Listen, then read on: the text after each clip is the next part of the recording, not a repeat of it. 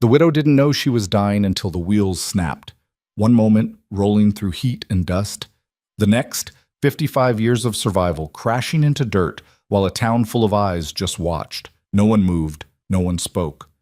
That's when Evelyn Cross understood. She'd crossed into a place where Mercy was already dead.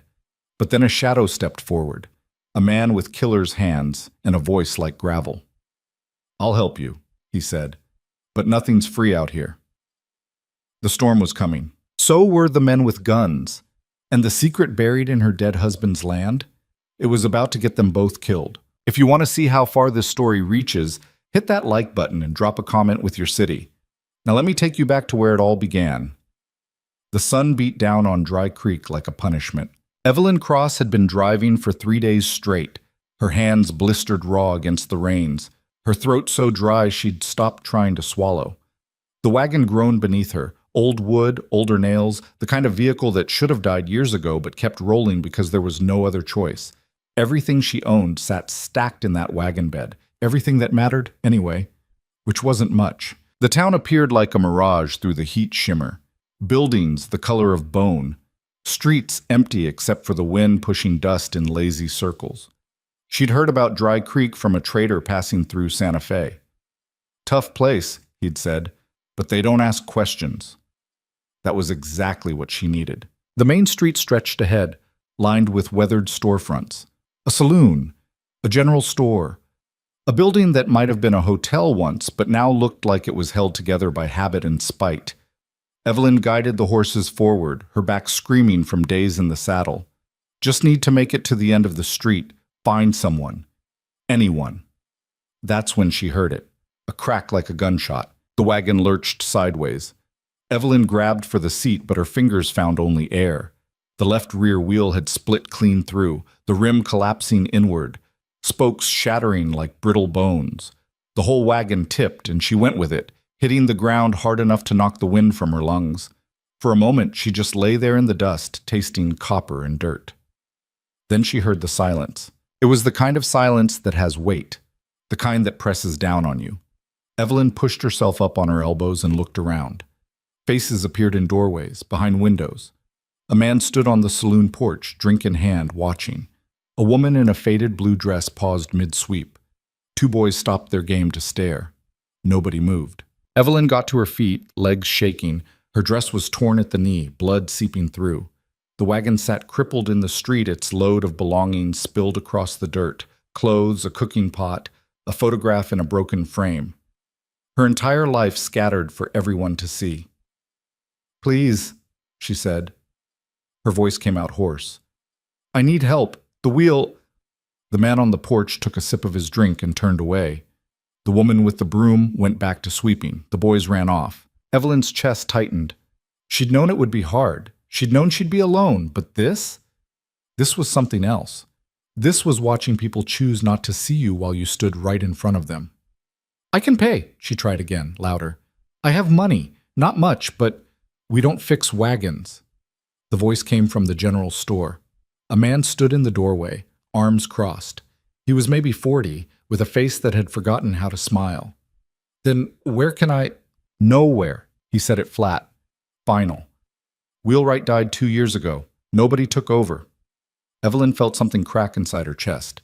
She'd driven 300 miles, through heat that peeled skin, through nights so cold her fingers wouldn't work by morning. She'd done it alone because that's what you did when your husband died and left you with nothing but debts and a land deed he swore was worth something. And now she was stuck. "There must be someone," she said. "A blacksmith? Anyone who works with wood?" The man in the doorway shrugged. "Even if there was, you'd need money. Real money. Not whatever you're carrying." Heat crawled up Evelyn's neck. "You don't know what I'm carrying." "Don't need to." His eyes swept over her, the patched dress, the worn boots, the desperation she couldn't hide. "Can tell by looking." Someone laughed. Evelyn couldn't see who. She stood there in the middle of the street, surrounded by her broken belongings, and felt the weight of 55 years pressing down. Every hard choice, every sacrifice, every time she'd swallowed pride and kept moving forward. It all condensed into this single moment, standing in the dust while strangers decided she wasn't worth their trouble. The sun hammered down, Sweat ran into her eyes. Her leg throbbed where she'd hit the ground.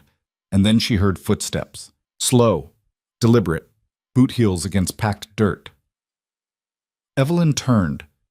A man walked toward her from the far end of the street. Tall, maybe 6 feet, dressed in dark clothes that should have been hot in this weather, but he wore them like they were part of his skin. A hat pulled low, dust on his shoulders. He moved with the kind of ease that came from never having to hurry, because you were either already where you needed to be, or nothing could catch you anyway. The people who'd been watching from doorways pulled back, disappeared into shadows. The man on the saloon porch set down his drink and went inside. The stranger stopped a few feet from Evelyn. Up close, she could see his face beneath the hat brim. Hard angles. A scar running from his left eyebrow into his hairline. Eyes that looked gray in some light, green in others. The kind of eyes that had seen things and decided not to forget. He looked at her, then at the broken wagon, then back at her. "Wheel's done," he said. His voice was rough, like he didn't use it much. "I know." Evelyn lifted her chin. She wasn't going to beg. Not to this man. Not to anyone. "You got family here?" "No." "Friends?" "No." He was quiet for a moment, studying her. Evelyn met his gaze and didn't look away. She'd learned a long time ago that looking away was the same as giving up. "What's your name?" he asked. "Evelyn Cross." "Where you headed, Mrs. Cross?" "My land. About 40 miles northwest. That's Hale territory." The name sent a chill through her despite the heat. She'd heard it before. Victor Hale, land baron, the kind of man who bought up everything he could and took what he couldn't buy. "It's my land," she said. "Legal deed, my husband—" She stopped, swallowed. "It's mine." The stranger's expression didn't change. "Hale doesn't care about deeds." "Well, I don't care about Hale. I don't—" Something flickered across his face. It might have been amusement, might have been respect. Hard to tell. "You need a new wheel," he said. "I know that too." "I can make you one." Evelyn blinked. The man in the store said, "I'm not the man in the store." He glanced toward the general store where the shopkeeper had retreated into darkness. "I got tools, got wood. Take me maybe 2 days." 2 days. In this town. With these people. Evelyn's stomach turned, but what choice did she have? "What's it going to cost me?" she asked. The stranger pushed his hat back slightly. "What have you got?" $60. "Some jewelry." She hesitated. "And my word." "Your word worth anything?" "More than most people's money." He almost smiled. "Almost." "Fair enough. $60 for the wheel. You can keep the jewelry." It was more than fair. It was generous, which made Evelyn immediately suspicious. "Why?" she asked. "Why what? Why help me? Everyone else in this town looked right through me." The stranger was quiet for a long moment. Then he said, "Because I know what it's like to be looked through." He turned and started walking toward what looked like an old stable at the edge of town. After 3 steps, he paused and looked back. "You coming? Or you want to sleep in the street?" Evelyn gathered what she could carry and followed. The stable was bigger than it looked from outside. High ceiling, dirt floor. Stalls that probably hadn't held horses in years. But in the back corner, someone had set up a workspace. A table, tools hung on pegs, lumber stacked against the wall. A bedroll sat in one corner, a small stove in another. The stranger lit a lantern and hung it from a beam. "You live here?" Evelyn asked. "For now." "What's your name?" He looked at her for a moment like he was deciding whether to answer. "Cole Turner." "How long you been in Dry Creek, Mr. Turner?" 3 weeks. "And before that?" "Somewhere else." He picked up a piece of wood, examined it, set it down. "You ask a lot of questions. You're asking me to trust you." "No, I'm not." He met her eyes. "I'm offering to fix your wagon. You can trust me or not. Doesn't change the work." "Fair enough." Cole moved around the space with practiced efficiency. He pulled out several pieces of lumber, measuring them against each other. His hands were scarred, old burns on the knuckles, a twisted finger on his left hand that had healed wrong. These were hands that had done hard work, violent work. Evelyn set down her bag and tried not to wince as pain shot through her leg. "You should clean that," Cole said without looking up. "It's fine. It's bleeding through your dress." I said it's fine. He straightened and fixed her with a stare that could have cut glass. You want to die of infection before you reach your land? Be my guest. But don't do it in my stable. Evelyn's jaw tightened. But he was right. She sat down on a crate and hiked up her skirt enough to see the wound. A deep scrape, dirt embedded in the skin. It needed cleaning, needed it badly. Cole walked over with a bottle and a rag. He didn't ask permission, just knelt down and poured whiskey straight onto the wound. Evelyn hissed through her teeth but didn't pull away. Brave, Cole said quietly. He dabbed at the wound with surprising gentleness. Or stubborn. Can it be both? Usually is. He worked in silence, cleaning the scrape, wrapping it with a strip of cloth he tore from what looked like an old shirt. When he finished, he stood and went back to his work table without another word.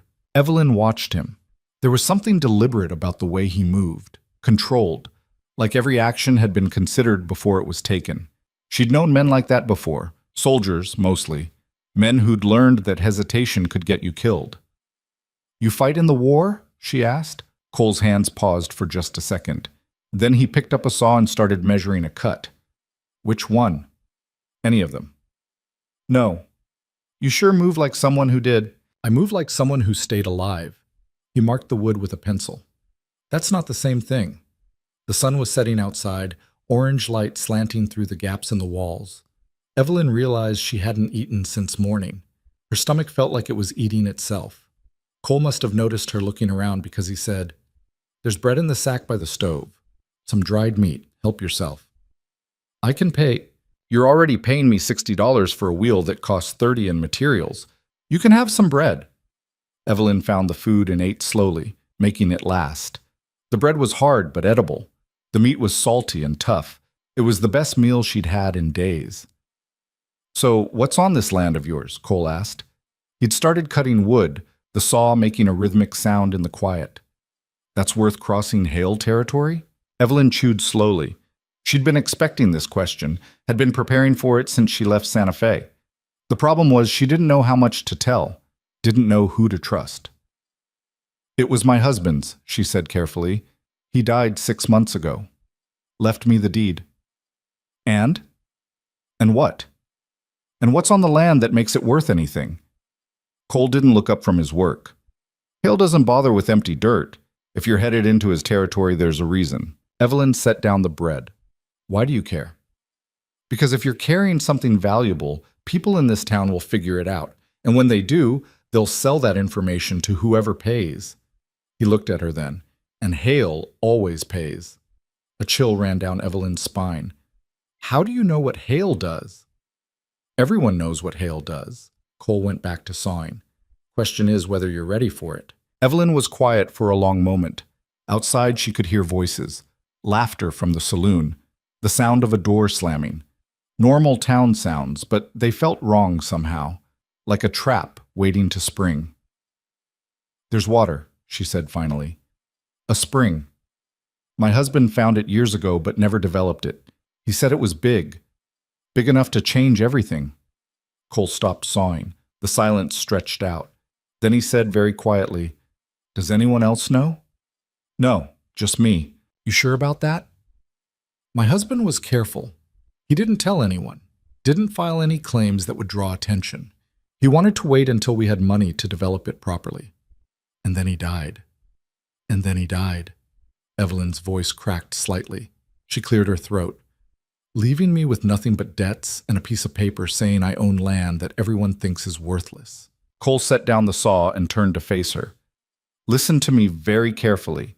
If Hale finds out about that spring, he will kill you for it. Not scare you, not threaten you, kill you. Do you understand? I understand. I don't think you do. He stepped closer. Victor Hale owns half this territory. He got it by being smarter and meaner than everyone else. A freshwater spring in drought country? That's not just valuable. That's power. That's control over every ranch, every farm, every town within 100 miles. Which is exactly why I need to get there first, Evelyn said. Develop it. Make it legal. Make it public before he can bury it. You can't develop a spring by yourself. I'll hire help. With what money? You just spent $60 on a wagon wheel. I'll figure it out. Cole laughed. It wasn't a happy sound. You're either very brave or very stupid. You already said it could be both. He stared at her, then he shook his head and went back to his work. I'll have your wheel done in 2 days. After that, you're on your own. I didn't ask for anything else. Good. They didn't speak for the rest of the night. Evelyn woke to the sound of hammering. Early morning light filtered through the stable walls. She'd slept on a pile of hay Cole had pointed to, wrapped in a blanket that smelled like smoke and dust. Every muscle in her body ached, her leg throbbed, but she was alive. Cole was already at work, fitting pieces of wood together with careful precision. He didn't acknowledge her when she sat up, just kept working. Evelyn watched him for a while, noting the way he measured twice before cutting, the way he tested each joint before moving on. This wasn't a man who did sloppy work. There's coffee, he said without looking up. In the pot by the stove. Evelyn found the pot and poured herself a cup. The coffee was strong enough to strip paint. It was perfect. Thank you, she said. Don't thank me yet. You haven't paid me. She almost smiled. The morning passed slowly. Cole worked on the wheel. Evelyn tried to stay out of his way. She sorted through her belongings, taking inventory of what had survived the crash. Most of her clothes were fine. The cooking pot had a dent but was still usable. The photograph in the broken frame showed her and Thomas on their wedding day. Her in white. Him in a suit that didn't quite fit. They'd been so young, so sure about everything. She set the photo aside and picked up a folded piece of paper. The deed to the land. She'd kept it on her person since leaving Santa Fe, tucked in an inside pocket where no one could take it without her knowing. She unfolded it now, reading Thomas's handwriting in the margins. Northwest corner, Big Cottonwood, 15 paces west. Listen for the sound. That's all he'd written. All the instruction she had. Evelyn had read it 1,000 times, trying to decode what he meant. Listen for the sound.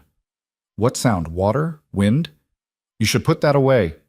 Evelyn looked up. Cole was watching her, his expression unreadable. It's just a deed, she said, with notes written on it. Anyone sees that, they'll ask questions. He was right. Evelyn folded the paper and tucked it back in her pocket. How long have you been awake? Few hours. You don't sleep much. No. Why not? Cole picked up a piece of sandpaper and started smoothing a rough edge. Bad habit. From what? From staying alive. There it was again, that edge in his voice, the suggestion of something dark in his past. Evelyn wanted to push, to ask more questions, but she'd learned over the years that some doors stayed closed for a reason. The day wore on. Heat built inside the stable. Cole took off his jacket, working in just a shirt and vest. Evelyn noticed more scars, one on his forearm, another disappearing under his collar. These weren't accidents. These were fights. Around noon, someone knocked on the stable door. Cole's hand went to his hip. Evelyn realized he was wearing a gun. She hadn't seen it before, hidden under his jacket, but now she saw the holster, the well-worn grip. Who is it? Cole called. Sheriff Carter. Cole's jaw tightened. He looked at Evelyn, then at the door. Stay quiet. He opened the door just wide enough to slip through and stepped outside, pulling it shut behind him. Evelyn moved closer, pressing her ear against the wood. Turner. The sheriff's voice was gruff, older. Didn't expect to see you still here. Doing some work. What kind of work? The kind that pays.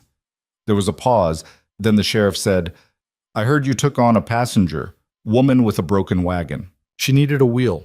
I'm building her one. That's real charitable of you. It's business. Is it? Another pause. See, thing is, word travels. And I heard this woman might be worth knowing about, might be carrying something valuable. Evelyn's heart started pounding. She's not carrying anything, Cole said, except debts and dreams. Same as everyone else passing through. You sure about that? I'm sure you should move along, Sheriff, unless you want to pay me for my time. The sheriff laughed, but it wasn't friendly. You got a smart mouth, Turner, gonna get you in trouble one day. Today? Not today. Footsteps. Moving away. But soon. Evelyn heard the sheriff walk off. A moment later, Cole came back inside. His face was tight. We need to leave, he said. What? You said 2 days? I said 2 days before I met the sheriff. Now I'm saying we leave tonight. But the wheel, I'll finish it, but we're not staying here. He started gathering tools, moving fast. That wasn't a friendly visit. That was a warning. A warning about what? Cole stopped and looked at her. About the fact that Hale already knows you're here. The blood drained from Evelyn's face. That's impossible. I didn't tell anyone. You didn't have to. Small town, broken wagon, woman traveling alone. People notice. And when they notice, they talk. And when they talk, word spreads. He grabbed a bag and started packing. Hale has eyes everywhere. The sheriff's probably on his payroll, which means he knows you're here, knows you're headed northwest, and knows you're traveling alone. Except I'm not, Evelyn said quietly. Not anymore. Cole froze, turned slowly. What? You're coming with me. Like hell I am. You said yourself, if I go alone, I'm dead. And you just spent a day building me a wheel. You think I believe you did that out of the goodness of your heart? Evelyn stepped forward. You're running from something, same as me. The difference is, I have somewhere to run to. You're just drifting. You don't know anything about me. I know you move like someone who's been hunted. I know you wear a gun like you've used it. And I know you're in this stable instead of a hotel room because you're hiding. She held his gaze. I also know you could have ignored me in the street, but you didn't. So either you're stupid, which I don't think you are, or you're tired of running alone. Cole's expression was stone. You're making a mistake. Probably, but it's my mistake to make. Evelyn crossed her arms. I'll pay you. Once I develop the spring, once I have money, I'll pay you double what the wheel cost. But I need help getting there, and you need a reason to stay ahead of whoever's chasing you. You don't even know who's chasing me. Don't care. All I care about is whether you can shoot straight and think fast. They stood there in the dim stable, two desperate people weighing their options. Outside, Evelyn could hear the town moving. Voices. Hoofbeats. The ordinary sounds of life continuing while they stood at a crossroads. Finally, Cole said, I want $100. Not 60. Not double. 100, paid when we reach your land. Deal. And if we run into trouble, you do what I say. No questions, no arguments. Fine. And if Hale's men find us, you run. You don't wait for me. You don't look back. You run and you keep running until you reach that spring. Understand? Evelyn nodded. Cole looked at her for a long moment. Then he turned back to the wheel. I'll have this done in 3 hours. We leave after dark. Thank you. Don't thank me yet, he said. We might both be dead by morning. They left Dry Creek under a moonless sky. Cole had the wheel mounted and the wagon repacked before the saloon closed. Evelyn drove, Cole rode alongside on a horse he'd apparently had stabled somewhere. They didn't speak. Didn't need to. The plan was simple. Put distance between themselves and the town before anyone noticed they were gone. The first hour passed in tense silence. Every sound made Evelyn jump. Every shadow looked like a rider. But the road stayed empty. The night stayed quiet. Around midnight, Cole signaled for a stop. They were in rough country now. Rocky hills, scrub brush, the kind of terrain that ate wagons and horses if you weren't careful. Cole dismounted and walked a slow circle around the wagon, checking the wheel, the horses, the load. How's it holding? Evelyn asked.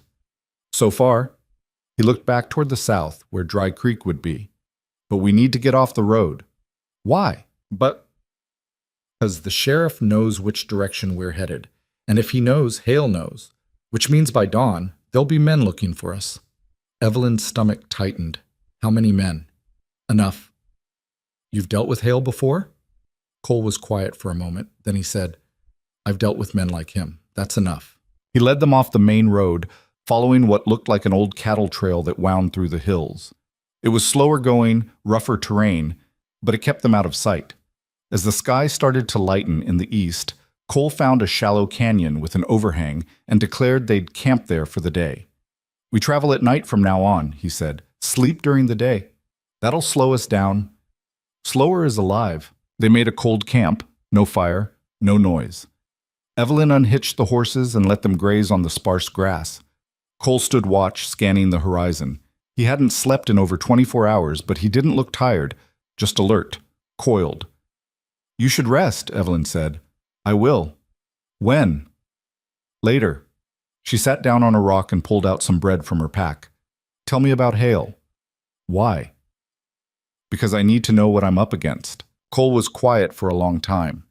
Then he said, Victor Hale showed up in this territory about 10 years ago. No one knows where he came from, but he had money, connections, and no conscience. He started buying land. Then when people wouldn't sell, he started taking it. How? Fire, drought, accidents, debts that suddenly came due.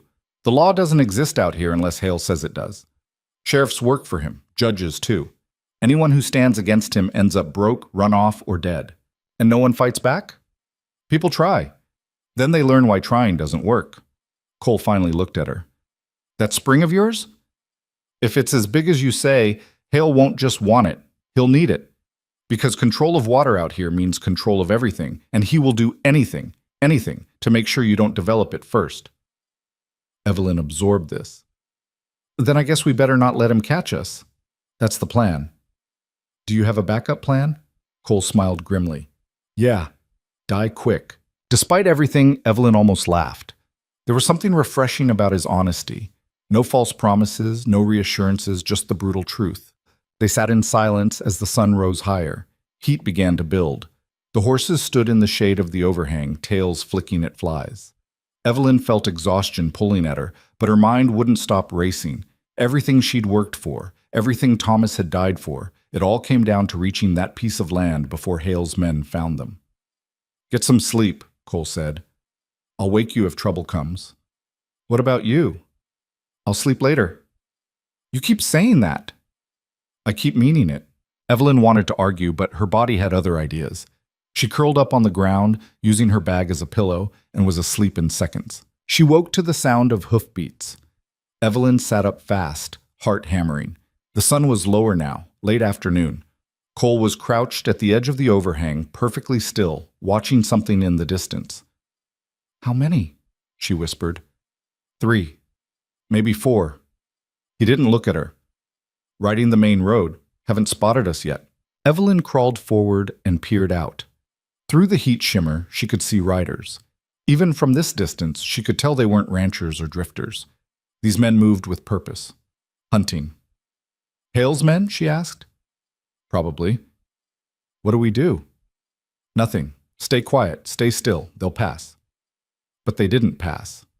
One of the riders stopped, dismounted, started walking in slow circles, head down, tracking. Son of a bitch, Cole muttered. What? They found the trail, where we left the road. Evelyn's blood turned cold. Can they follow it? In this terrain? Yeah.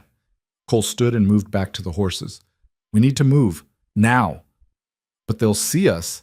If we stay, they'll find us anyway. At least if we move, we have a chance. He started hitching the horses to the wagon with quick, efficient movements. Grab your things.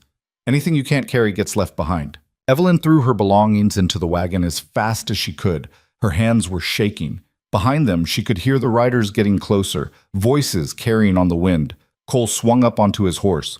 Follow me. Stay close. And whatever happens, don't stop.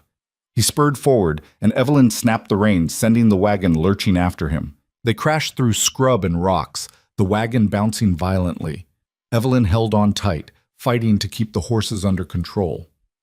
Behind them, she heard shouts. The riders had seen them. Faster! Cole yelled. The wagon screamed in protest, but Evelyn pushed the horses harder. They were running now, full speed across terrain that could kill them, with armed men close behind. Everything blurred, rocks, sky, dust. The sound of hoofbeats thundered in her ears. A gunshot cracked the air. Evelyn ducked instinctively, but the shot went wide. Another shot, this one closer. She could hear the riders gaining, their horses fresher, faster. There, Cole pointed ahead, a narrow gap between two rock formations. Through there. Evelyn aimed for the gap. It looked too narrow, but there was no choice. She drove the horses forward, and they plunged into the opening. The walls closed in on both sides. The wagon scraped against rock, wood splintering, but they made it through, emerging into a wider canyon on the other side. Behind them, she heard curses. The riders' horses balked at the narrow gap. Too risky at full speed, they were pulling up, regrouping. Keep moving! Cole was already ahead, leading them deeper into the canyon. They'll find another way around, but we bought some time. They rode hard for another hour, twisting through canyons and gullies, until finally Cole signaled a stop in a box canyon with high walls and only one way in or out. "Is this safe?" Evelyn asked, gasping for breath. "Nothing's safe." Cole dismounted and immediately started checking their surroundings. "But they can't surround us here, and we can see them coming." Evelyn climbed down from the wagon on shaking legs. Her whole body felt like it had been beaten. "How did they find us so fast?" "Because Hale has resources and determination." Cole pulled his rifle from his saddle. "And because we got unlucky." "What do we do now?" "We wait. See if they find this place. If they do—" He checked the rifle's action. "We fight." Night fell slowly. Cole positioned himself at the canyon entrance, watching. Evelyn tried to rest but couldn't. Every sound made her jump. Every shifting shadow looked like a man with a gun. Hours passed. No riders appeared. As the moon rose, Cole finally moved back into the canyon. "Either they lost our trail or they're waiting for daylight." "Which is more likely?" "Daylight. Easier to shoot that way." Evelyn closed her eyes. This was her fault. She'd dragged Cole into this. If he died because of her— "Stop," Cole said quietly. She looked at him. "What?" "Stop blaming yourself. I made my choice. And I've been in worse spots than this." "Like what?" He smiled grimly. "Ask me if we survive." They sat in silence for a while. Then Evelyn said, "Tell me something true." "What?" "Something true about you. I'm trusting you with my life. I should know something real." Cole was quiet for a long time. So long she thought he wouldn't answer. Then he said, "I killed a man once. In Texas. He was beating a woman to death in an alley. I told him to stop. He didn't. So I killed him. That sounds like justice to me." The woman was the mayor's daughter. The man was a federal marshal. Cole's voice was flat. Turns out he'd been assigned to protect her. Thought she was running away with outlaws. Was trying to save her by beating sense into her. "My testimony about what I saw and what happened did not matter. The system had already decided what the truth was." Cole paused. "His friends came after me. Put a price on my head. I've been running ever since." Evelyn absorbed this. "How long?" 3 years. And you're tired of running. Wouldn't you be?" She thought about it. "Yes, I would." They didn't talk after that. Just sat in the darkness. Two people at the end of their rope, waiting to see if the morning would bring death or another day of survival. When dawn broke, the canyon mouth stayed empty. The riders hadn't found them. But Cole's expression didn't relax. "They're out there, waiting, watching. We need to move carefully from here on." They packed up and left the box canyon, moving slowly now, staying off ridgelines, using every bit of cover. The land was getting rougher, more hills, less water. Evelyn's horses were struggling, so was she. Around midday, they crested a rise and Cole pulled up short. "What?" Evelyn asked. He pointed. In the valley below, maybe 2 miles ahead, Evelyn could see a town. Small, maybe 20 buildings. And riding into it were the men who'd been chasing them. "They're regrouping," Cole said. "Getting supplies. Fresh horses." "How long do we have?" "Maybe a day. Maybe less." Evelyn looked ahead, trying to judge the distance to her land. Another 30 miles, maybe more. They'd never make it before the riders caught up. "We need to split up," she said. "No." "Cole, listen. I said no. If we split up, they can only follow one of us. I'll take the wagon, draw them off. You circle back." "And then what?" Cole turned in his saddle. "You think you can outrun them in that wagon? With those horses?" "I can try." "You'll die. And I didn't come this far to watch that happen." Something in his voice made Evelyn stop. She looked at him, really looked at him, saw the determination in his face, the stubborn set of his jaw. "Why?" she asked quietly. "Why do you care?" Cole was quiet for a moment. Then he said, "Because I'm tired of running from things. Maybe it's time to run toward something instead." Before Evelyn could respond, a voice called out from behind them. "I wouldn't move if I were you." They both turned. A man sat on a horse maybe 50 yards away, older, gray beard, a star pinned to his chest. Sheriff Carter. And he was holding a rifle pointed right at them. "Now," the sheriff said, walking his horse closer. Let's talk about what you're really carrying, Mrs. Cross, and where you think you're going. The rifle didn't waver. Sheriff Carter sat easy in his saddle like he had all the time in the world, like he'd been expecting this exact moment. Cole's hand moved slowly toward his hip. I wouldn't, Carter said. His voice was almost friendly. I'm old, Turner, but I'm not slow. And at this range, I don't miss. Cole's hand stopped. But Evelyn could see the calculation in his eyes. Measuring distance, angles, odds. All of them bad. What do you want, Sheriff? Evelyn asked. Her voice came out steadier than she felt. Just conversation. For now. Carter nudged his horse closer. See, I got word from town that you two left in a hurry. Middle of the night. No goodbye. That's impolite. We had places to be. I bet you do. He looked at Evelyn with eyes that had seen too much and forgotten how to care. Question is, what's so important about those places that you'd run from good hospitality? Your hospitality felt like a trap. Carter smiled. Smart woman. Shame it won't save you. He gestured with the rifle. Now, I'm going to ask you both to dismount. Slow. Keep your hands where I can see them. Cole didn't move. And if we don't, then I shoot you and take Mrs. Cross anyway. Your choice. Carter's smile faded. But I'd rather not. Bodies complicate things. Make paperwork. I hate paperwork. Evelyn looked at Cole. His jaw was tight, but he gave a slight nod. They both dismounted, hands visible, movements careful. Good, Carter said. He stayed on his horse, keeping the high ground. Now, Mrs. Cross, I'm going to need you to tell me what's on that land of yours. The truth this time. I already told you. You told Turner there's a spring. I heard that conversation. Walls in that stable are thinner than you think. Carter's expression hardened. What I want to know is how big, how valuable, and whether Mr. Hale should be interested. Evelyn's heart sank. He'd been listening the whole time, every word. There's nothing, she said. Just dirt and rocks. My husband was a dreamer. He saw things that weren't there. Then why are you risking your life to reach it? Because it's mine. Because I have nowhere else to go. Carter studied her for a long moment. Then he sighed. You're a bad liar, Mrs. Cross, which means you're honest most of the time, which means when you do lie, it shows. He shifted in his saddle. I'm going to give you one more chance. Tell me about the spring, and maybe I can work something out where you don't end up dead in a ditch. Don't tell him anything, Cole said quietly. Carter's rifle swung toward Cole. I don't recall asking your opinion, and I don't recall caring what you think. The air went tight. Evelyn could feel the violence coming, like electricity before a storm. She had to do something, say something, anything to break the tension before it exploded. The spring is real, she said quickly. My husband found it.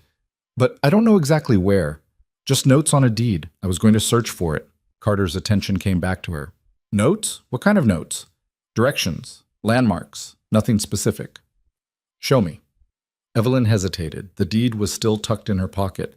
If she gave it to him, she'd have nothing. No proof, no guide, no hope. I can't, she said. Can't or won't. Does it matter? Carter's expression shifted. Something almost like respect flickered across his face.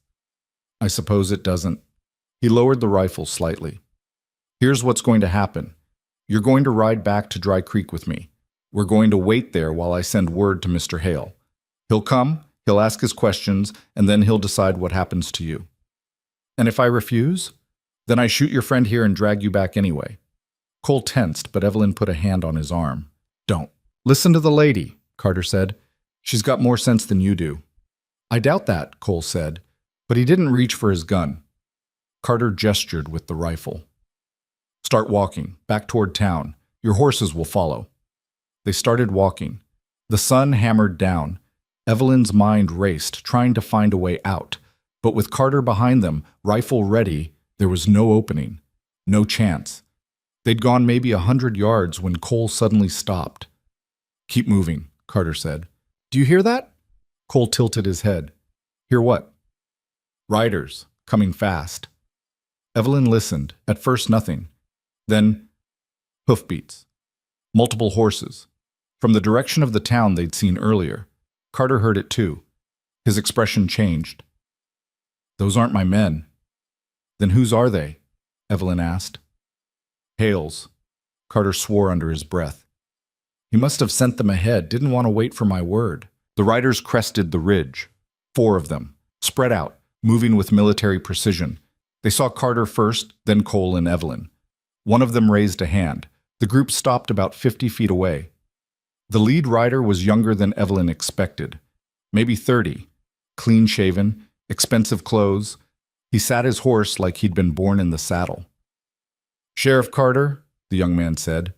His voice was smooth, educated. "We've been looking for you." "Mr. Dawson," Carter shifted uncomfortably. "Didn't expect to see you out here." "Mr. Hale sent me personally. He wanted this matter handled with care." Dawson's eyes moved to Evelyn and Cole. "I assume these are the people we've been tracking?" "They are. I was just bringing them in." "Were you?" Dawson smiled. It didn't reach his eyes. "That's interesting, because Mr. Hale gave me explicit instructions to bring them to him directly. Not to the sheriff, not to the town, to him." Carter's face went pale. "Now hold on. Do you have a problem with Mr. Hale's instructions, Sheriff?" The threat was velvet-wrapped, but it was still a threat. Carter swallowed hard. "No, no problem." "Good." Dawson dismounted in one smooth motion. He walked toward Evelyn, his men spreading out to cover all angles. "Mrs. Cross, I presume?" Evelyn said nothing. "I'll take your silence as confirmation." Dawson stopped a few feet away. Up close, she could see he was even younger than she'd thought, but his eyes were old, calculating. "You've caused quite a bit of trouble." "I'm just trying to reach my land." "Yes, your land. We've heard about it. Quite the inheritance." He glanced at Cole. "And you must be the helper, the drifter who took pity on a widow in distress. How noble." Cole's expression was stone. "What do you want?" "What we want is simple. Mrs. Cross has information about a potential water source. Mr. Hale would like to discuss it with her." "Discuss," Cole said flatly. "That's an interesting word. Would you prefer negotiate, collaborate?" Dawson's smile was sharp. "The word doesn't matter. The outcome is the same. Mrs. Cross comes with us. You can leave. Sheriff Carter returns to town. Everyone walks away." "Except me," Evelyn said. "You'll be treated fairly. Mr. Hale is a businessman, not a barbarian." "I've heard different."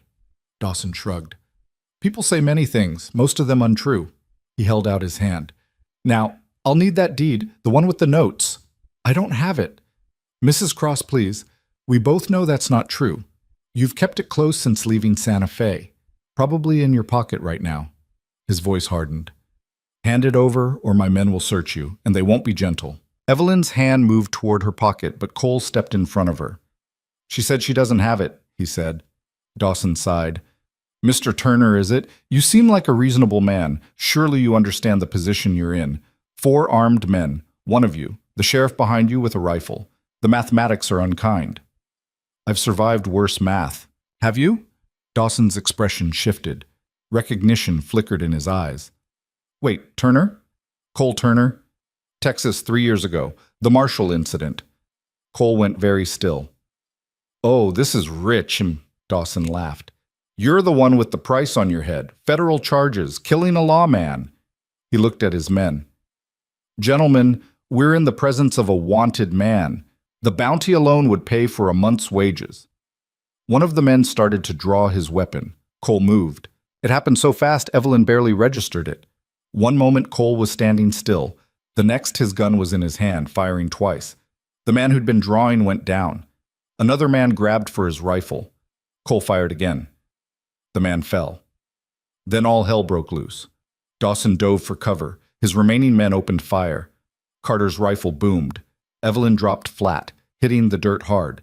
Bullets whined overhead. Someone screamed. Cole grabbed Evelyn's arm and hauled her up. "Run!" They ran. Behind them, gunfire erupted in earnest. Evelyn's wagon was 20 yards away. Cole shoved her toward it. "Get to the horses! Don't stop!" She reached the wagon and grabbed the reins. The horses were panicking, eyes rolling. She fought to control them, her hands shaking so badly she could barely hold on. Cole fired 3 more shots at the men behind cover, buying seconds. Then he was on his horse, spurring hard. Go! Go! Evelyn snapped the reins. The wagon lurched forward. More gunfire. Something splintered wood near her head. She crouched low, whipping the horses into a full gallop. They crashed through scrub and over rocks. The wagon threatened to tip with every bounce. Behind them, she could hear shouting. Horses. The chase was on. Left! Cole shouted. Follow the ravine! Evelyn yanked the reins. The wagon slewed sideways, barely holding together. They plunged into a narrow ravine, walls rising on both sides. The horses were foaming, eyes wild. She pushed them harder. A shot rang out, close, too close. Cole returned fire without looking, the recoil barely moving him. They're gaining! The ravine opened into a wider valley. No cover. Nowhere to hide. Evelyn saw it in an instant. If they stayed in the open, they were dead. There! Cole pointed to a cluster of rocks ahead. Get behind those! Evelyn aimed for them, but the wagon was too slow, too heavy. She wasn't going to make it. Cole seemed to realize the same thing. He pulled alongside. Jump! What? Jump to my horse. Now! I can't leave the wagon. It's the wagon or your life. Choose. A bullet smashed through the wagon seat where she'd been sitting a second before. Evelyn stood, balanced on the bouncing wagon, and leaped. She hit Cole's horse behind him, grabbed onto his waist, nearly slid off. His arm clamped around her, holding her in place. The horse screamed but kept running. Behind them, the driverless wagon careened off course and tipped, spilling everything across the ground. Hold tight! Cole spurred the horse harder, racing for the rocks. They made it with seconds to spare. Cole dismounted fast, pulling Evelyn down. The horse bolted, but he let it go. Get down! They dropped behind the rocks as riders thundered past. Evelyn counted 3. No sign of Dawson or the sheriff. Cole was already reloading his pistol, hand steady. His face was covered in dust and blood from a graze on his temple, but his expression was calm, focused. Are you hit? He asked. No. You? I'm fine. He peered around the rock. They're circling back. Won't take long to find us. What do we do? We make them regret it. Evelyn pulled out the small revolver she'd kept hidden in her dress pocket. Thomas had given it to her years ago. She'd never fired it at a person. Cole glanced at the gun. You know how to use that? I'm about to learn. Despite everything, he almost smiled. The riders came back slowly, spread out, rifles ready. They'd learned caution. Cole let them get close, then fired twice. One man jerked and fell from his horse. The others scattered, diving for cover. They know where we are now, Cole said, ducking back as return fire peppered the rocks. We need to move. Where? Anywhere but here. They ran, keeping low, using every bit of cover. The riders followed, but more carefully now. Cole had made them afraid. They reached a small depression in the ground. Not much, but enough to keep their heads down. Cole checked his ammunition. I'm down to 5 rounds. I have 6. 11 rounds, 3 men, maybe more coming. He looked at her. Not great odds. Still better than surrendering. He nodded. Yeah. They waited. The afternoon sun beat down. Evelyn's mouth was so dry her tongue stuck to the roof of her mouth. Her hands wouldn't stop shaking. Cole? Yeah. If we don't make it, don't. I'm serious. If we don't make it, I want you to know, shh. She stopped. What did she want him to know? That she was grateful? That she was sorry? That in 2 days he'd become the only person she trusted in the world? I know, he said quietly. I know. A voice called out from somewhere nearby. Turner, we know you're out there. It was Dawson, still alive. You killed 2 of my men. That's going to cost you. Cole said nothing. But I'm a reasonable man, Dawson continued. Give us the woman and the deed, and you can ride out. We'll even forget about the bounty. You have my word. Your word, Cole muttered. He called back. And if I don't? Then we kill you both and take what we want anyway. At least this way you live. Evelyn grabbed Cole's arm. Don't even think about it. I wasn't. He was watching something in the distance, frowning. What is it? Dust on the ridge. He squinted. More riders coming? Evelyn's heart sank. Reinforcements. They were done. But Cole's expression changed. Wait, those aren't Hale's men. How do you know? Because they're wearing uniforms. Evelyn risked a look. He was right. 6 riders, maybe 7, coming fast, and they wore blue. Cavalry. Dawson saw them too. She heard him swear loud and creative. Pull back! Pull back! The remaining men scrambled for their horses. Within seconds, they were riding hard in the opposite direction, abandoning the fight. The cavalry riders reached Cole and Evelyn's position and stopped. The lead rider dismounted, a lieutenant, young, with a sunburned face. You folks all right? He asked. Evelyn didn't trust her voice. She just nodded. We heard gunfire. Who were those men? Outlaws, Cole said smoothly. Tried to rob us. We fought back. The lieutenant looked at the bodies in the distance. Looks like you fought back pretty good. His eyes lingered on Cole's gun. You military? Used to be. Which side? The side that lost. The lieutenant seemed to accept this. Well, you're lucky we came through. We're patrolling for Apache raiders. Haven't seen any, but we've been hearing reports of trouble with a local landowner, fellow named Hale. You know him? Never met him, Cole said. Consider yourself fortunate. We've gotten complaints. Nothing we can act on officially, but... The lieutenant shrugged. Anyway, you folks need an escort somewhere? Evelyn found her voice. How far are you patrolling?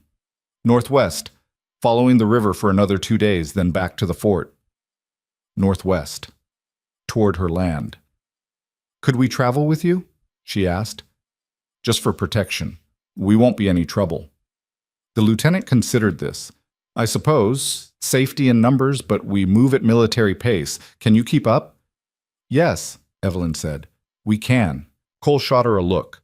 They just lost the wagon, lost half their supplies, lost everything except the clothes on their backs and the guns in their hands. But they were alive, and they had an escort. Sometimes that was enough. The cavalry patrol moved efficiently. They gathered Cole and Evelyn's scattered belongings, what little remained after the wagon crash. The horses had run off, but the lieutenant sent 2 men to track them down. They found one. Better than nothing. As the soldiers worked, Cole pulled Evelyn aside. This is temporary. The cavalry can't stay with us forever. I know, but it gives us time. Distance from Hale's men. Until they circle around or send more men. He kept his voice low. We got lucky, Evelyn. That won't happen twice. She knew he was right, but what choice did they have? Keep running? Fight? Die? One day at a time, she said. That's all we can do. Cole looked like he wanted to argue, but the lieutenant called them over. We're moving out in 5 minutes. You'll ride with Corporal Hayes. He's got the supply wagon. It wasn't much, a small wagon pulled by 2 mules. But it was transport. Evelyn climbed up next to a young soldier who couldn't have been more than 19. He nodded shyly and didn't speak. Cole rode alongside on the recovered horse, staying close. They traveled through the afternoon and into evening. The cavalry was professional, alert. They rotated scouts, kept watch. It was the safest Evelyn had felt in days, but safety was an illusion. She knew that now. When they stopped for the night, the soldiers made camp with military precision. Fires were lit, food was distributed, hardtack and beans, but it was hot and filling. Evelyn sat near one of the fires, feeling warmth seep into her bones. Cole found her there. He'd cleaned the blood off his face, but the graze on his temple was still visible. It would scar. You should have that looked at, she said. It's fine. Cole, it's fine, he said again. Softer this time. He sat down next to her. How are you holding up? I don't know. Evelyn stared into the fire. I keep thinking about those men. The ones you shot. Don't. They're dead because of me. They're dead because they chose to hunt you, because they worked for a man who kills people for profit. Cole's voice was hard. Don't carry that weight. It's not yours. Whose is it? Mine. Hale's. Theirs. He looked at her. Anyone's but yours. Evelyn wanted to believe him, but the images wouldn't leave her mind. Men falling, blood in the dust, lives ending in seconds. Does it get easier? She asked. The killing? Cole was quiet for a long time. No, he said finally. It doesn't. And the day it does, That's when you know you've lost something you can't get back. They sat in silence, watching the fire. Around them, soldiers talked in low voices. Someone played a harmonica. Normal sounds, human sounds. "Tell me about the spring," Cole said. Evelyn blinked. "What?" "Your husband's spring. Tell me what you know." "Why?" "Because I need to know if this is worth dying for." "Fair question." Evelyn pulled out the deed and unfolded it carefully. The paper was creased, stained with sweat and dirt, but Thomas's handwriting was still clear. "He found it by accident," she said, 5 years ago. He was tracking a lost cow and ended up in a canyon. Said he heard water running underground. Dug down a few feet and hit a stream. That's not unusual out here. There are underground streams everywhere. This wasn't just a stream. Thomas said when he broke through, water shot up, like it was under pressure. He had to cover it back up quick before it flooded the whole area. Cole's expression changed. "That's an artesian well." "A what?" "Artesian well. It's when water is trapped underground under pressure. Break the seal, and it flows on its own. No pumping needed." He looked at the deed. "If that's real, it's worth more than anything Hale owns. That's self-sustaining water in the middle of drought country. You could irrigate thousands of acres, build a whole town around it. That's what Thomas said. He wanted to develop it, sell shares, give other ranchers access, but he needed capital, time, legal protection." Evelyn's voice dropped. "He died before he could do any of it. Heart attack. 1 minute he was fine, the next he was on the ground. Gone." "I'm sorry." "Don't be. We had 27 good years. That's more than most people get." She refolded the deed. "Now it's mine to finish. For him. For everyone who's struggling out here." Cole studied her in the firelight. "You really mean that? About sharing the water?" "Of course. What good is surviving if you don't help others do the same?" He shook his head slowly. "You're either the most naive person I've ever met or the bravest." "Can it be both?" He almost smiled. "Yeah, I suppose it can." The lieutenant approached, interrupting them. "We move at dawn. Get some sleep. It's going to be a long day tomorrow." Evelyn found a spot near the supply wagon and lay down on the hard ground. Sleep came in fragments, images of gunfire, horses, dust. She woke twice, heart pounding, before finally giving up and just lying there, watching the stars wheel overhead. Cole never slept. She saw him sitting on watch with the soldiers, rifle across his knees, eyes scanning the darkness. Always alert, always ready, always running. When dawn broke, they moved out. The land changed as they traveled. Flatter, more open. The kind of terrain where you could see for miles, which meant anyone could see you. Around midday, one of the scouts rode back fast. "Lieutenant, movement on the East Ridge." Everyone stopped. The lieutenant pulled out field glasses and scanned the horizon. After a moment, he lowered them. "Riders, maybe 10, hanging back." "Hale's men?" Evelyn asked. "Can't tell. But they're tracking us." He looked at Cole and Evelyn. "This have anything to do with you two?" Cole didn't lie. "Probably." The lieutenant's jaw tightened. "You said you had trouble with outlaws. You didn't say they'd follow us." "Would you have let us come if I did?"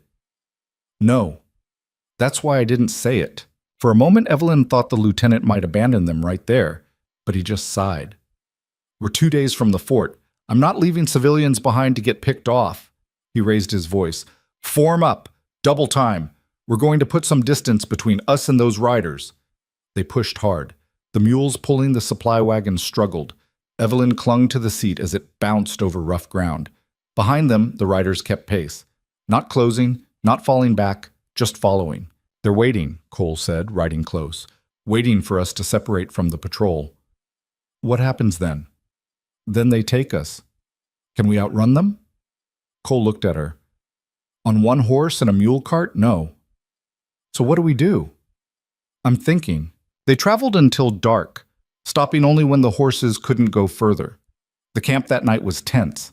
Soldiers kept watch in all directions. Evelyn could feel the fear creeping in, not just hers, but the young soldiers too. Most of them had never seen real combat. Cole sat apart from the group, cleaning his gun. Evelyn joined him. "How many bullets do you have left?" she asked quietly. 3. "That's all?" "That's all. And I have 4. 7 total. He slid the cylinder back into place. Against 10 men, maybe more. The math was brutal. Evelyn closed her eyes. I'm sorry I dragged you into this. You didn't drag me. I chose this. Why? You could have just walked away. Cole was quiet for a long time. When he spoke, his voice was softer than she'd ever heard it. Because I'm tired of being alone, tired of running, tired of only caring about the next mile, the next town, the next day. He looked at her. You're trying to build something. That matters. It's been a long time since I was part of something that mattered. Evelyn felt her throat tighten. We might not make it. I know. The spring might not even exist. I know that too. Then why keep going? He smiled, genuine this time. Because even if we fail, at least we're failing at something worth doing. That night, Evelyn slept better than she had in days. Not because she felt safe, but because she wasn't alone anymore.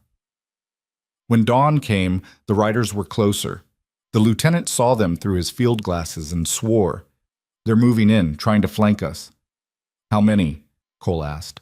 Looks like 12 now. They picked up reinforcements somewhere. The lieutenant lowered the glasses. We need to reach the river. There's a crossing 2 hours north. If we can get across, we can hold them off from the far bank. And if we don't make it, then we fight here, in the open, with no cover. He didn't have to say what that meant. They rode hard. The sun climbed. The riders behind them closed the distance. Evelyn could make out individual figures now. Men with rifles, hard faces, Hale's hunters. The river appeared ahead, a brown ribbon cutting through the land, but the crossing looked shallow, rocky. Not much of a barrier. There! The lieutenant pointed to a bend in the river where the banks rose higher. We can defend from there. They reached the position and dismounted fast. The soldiers formed a line, rifles ready. Cole positioned himself on the right flank. Evelyn crouched behind a rock, revolver in hand. The riders stopped about 200 yards out. They spread into a line, waiting. Then one man rode forward alone. Even from a distance, Evelyn recognized him. Dawson. He stopped within shouting range. Lieutenant, I'm not here for you or your men. I'm here for the woman and the man with her. Hand them over and you can ride away. No one needs to die. The lieutenant looked at Cole and Evelyn. That true? They just want you to? Yes, Evelyn said. The lieutenant faced Dawson. These people are under military protection. Leave now or face the consequences. Dawson laughed. Military protection? You have 8 men, Lieutenant. I have 12, plus another 20 coming up behind. You're outnumbered and outgunned. Don't throw away your life for 2 strangers. The lieutenant hesitated. Evelyn saw the calculation in his eyes. He was young, inexperienced. His men were scared. He was going to give them up. Don't, Cole said quietly. Please. The lieutenant looked at him. I have a responsibility to my men, and we're asking you to uphold it. Cole's voice was calm. You said you wouldn't leave civilians behind. Were those empty words, or did you mean them? For a long moment, no one moved. Then the lieutenant turned back to Dawson. My answer is no. Leave now or we open fire. Dawson's expression hardened. Wrong choice. He wheeled his horse and rode back to his line. The attack came fast. Riders charged from 3 sides. Gunfire erupted. The soldiers returned fire, but they were green. Their shots went wide. Cole fired once, twice. Both times, a rider fell. Aim for the horses, the lieutenant shouted. Bring them down. The tactic worked. Several horses went down, throwing their riders, but more men kept coming. They reached the river and started crossing. Fall back, the lieutenant grabbed Evelyn's arm. To the supply wagon, we'll make a stand there. They ran. Bullets kicked up dirt around them. A soldier next to Evelyn screamed and went down. She didn't stop, couldn't stop. They reached the wagon and flipped it on its side for cover. The remaining soldiers formed up behind it. 7 men left, maybe 6. The attackers regrouped on the near bank. They'd taken losses, but not enough. Dawson stood among them, pointing, directing. We can't hold, the lieutenant said. His face was pale. Not against these numbers. Cole ejected his spent cartridges. He had 1 bullet left. Then we make them pay for every inch. Evelyn checked her revolver. 2 rounds. She looked at the men arrayed against them, saw the determination in their faces. This was it, the end of the road. Then she heard something, a rumble. Like thunder, but the sky was clear. Everyone heard it. The attackers turned, confused. Over the ridge behind Dawson's men came riders. Not cavalry, not Hale's men. Something else. Evelyn counted at least 30, maybe more. They wore a mix of clothes, ranch hands, farmers, townspeople, armed with whatever they could carry. At their head rode a man in his 60s with a gray beard and a Winchester rifle. He rode straight at Dawson and stopped 10 feet away. "You're trespassing," the old man said. His voice carried like he was used to being heard. "This is open range, protected land. You've got 5 seconds to turn around and leave before we start shooting." Dawson stared at him. "Who the hell are you?" "Name's William Cross. That woman you're chasing, she's my daughter-in-law." He raised his rifle. "And you just made the last mistake of your life." Evelyn's breath caught in her chest. She stared at the old man on horseback, trying to process what she was seeing. William Cross. Thomas's father. The man who'd disowned his son 20 years ago for marrying a woman without money or connections. The man she'd never expected to see again. Dawson recovered first. His hand moved toward his gun. "This doesn't concern you, old man. That's where you're wrong." William's rifle didn't move.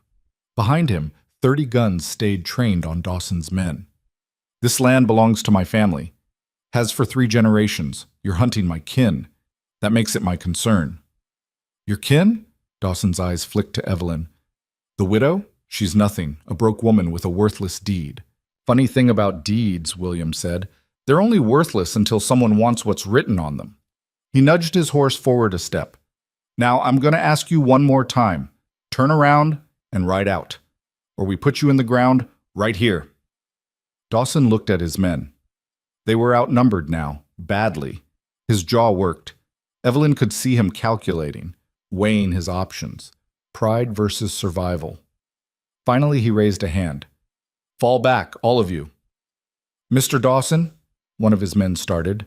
"I said fall back." Dawson's voice cracked like a whip. He glared at William. "This isn't over." "Sure it is," William said. "You just don't know it yet." Dawson wheeled his horse and rode hard to the south. His men followed, some casting nervous glances back. Within minutes, they were gone, dust marking their retreat. The silence that followed felt unreal. Evelyn stood behind the overturned wagon, her legs shaking so badly she had to grip the wood to stay upright. The soldiers were looking at each other, not quite believing they were still alive. William dismounted slowly. He was older than Evelyn remembered, lines carved deep in his face, shoulders stooped slightly. But his eyes were the same. Hard, uncompromising. He walked toward her with deliberate steps. Evelyn stepped out from behind the wagon. They stood 10 feet apart, studying each other. "William," she said. Her voice came out hoarse. "Evelyn." He looked her over, the torn dress, the dirt, the exhaustion. "You look like hell." "I feel like it." "Where's my son?" The question hit her like a fist. Evelyn had known it was coming, but that didn't make it easier. "Dead 6 months ago, heart attack." Something flickered across William's face. Pain, maybe. Or regret. Hard to tell. "He was always weak, even as a boy. Doctors said he wouldn't make it past 30. He made it to 52. Still weak." But William's voice cracked slightly on the words. Evelyn felt anger rising in her chest. "He was twice the man you are. He built something, cared about people. Didn't spend his life pushing everyone away." "Is that what he told you? That I pushed him away?" "He didn't have to tell me. I saw it myself. The day we got married, you looked at us like we were dirt." William's expression hardened. "I looked at you like a woman who was marrying my son for his inheritance." "Thomas didn't have an inheritance. You made sure of that." "Because he was a dreamer. A fool. Just like you." William stepped closer. "And now you're here, running from Hale's men, dragging soldiers into your mess, still playing with things you don't understand." Cole moved forward, positioning himself between them. "That's enough." William looked at him for the first time, really looked. "And who are you?" "Someone who's keeping her alive." "For how long? Another day? 2? William's eyes narrowed. "You're a gunfighter. I can tell by the way you stand. How many men you got buried behind you, boy? Enough to know when I'm looking at another one. Cole's voice was flat. So maybe we skip the posturing and you tell us why you're really here. William smiled. It wasn't friendly. Smart. I like that. He turned back to Evelyn. I'm here because word travels. Thomas might have thought he was being clever, keeping his spring quiet. But people talk. Traders hear things. Stories spread. I heard my son had found water. Then I heard he died. Then I heard his widow was heading northwest with half of Hale's men on her tail. He paused. So I gathered some boys and came looking. Why? Evelyn asked. You didn't care about Thomas when he was alive? No, but I care about Hale taking what's mine. There it was. The real reason. Not family. Not reconciliation. Just greed. Evelyn felt something break inside her. The land isn't yours. It's mine. Thomas left it to me. Legal and clear. A piece of paper doesn't mean much out here, you know that. William gestured at the men behind him. These boys, they work for me.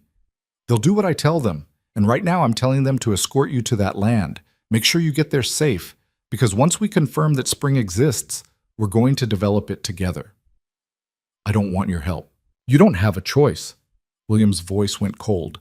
Hale's got 100 men, maybe more. You think you can fight him alone? You and your gunfighter friend? You'll be dead in a week.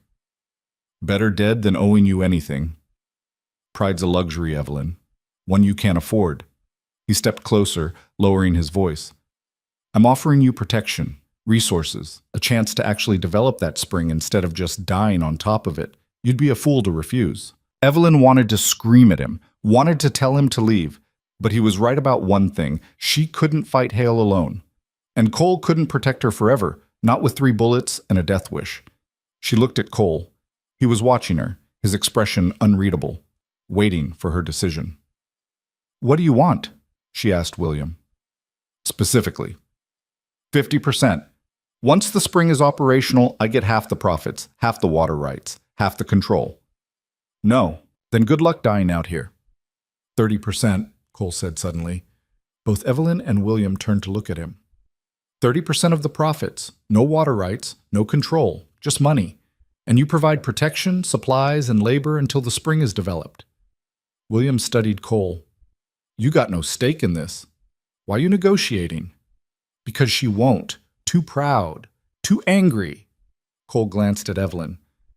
But 30% of something is better than 100% of nothing. Evelyn wanted to argue, but Cole was right. She hated it, but he was right. William considered this. 35%. 30? 32.5, and we provide guards for the first year. Cole looked at Evelyn. She could barely breathe. This was Thomas's legacy, their dream. Giving part of it to William felt like betrayal, but dying accomplished nothing. Fine, she said. 32.5%. But I control how the water gets distributed, not you, not anyone else. Me. William smiled. Deal. He held out his hand. Evelyn didn't take it. Put it in writing. Witnessed. Legal. You don't trust me? Not even a little bit. William laughed. Actually laughed. You're tougher than Thomas was. Maybe there's hope for you yet. He turned to his men. Set up camp. We ride at dawn. The lieutenant approached, looking shell-shocked. Ma'am, I don't know what just happened, but my orders were to patrol this area. We need to head back to the fort. Thank you, Evelyn said, for everything. You saved our lives. Actually, I think those fellows did. He nodded toward William's men. But you're welcome anyway. Try to stay alive. The cavalry mounted up and rode south.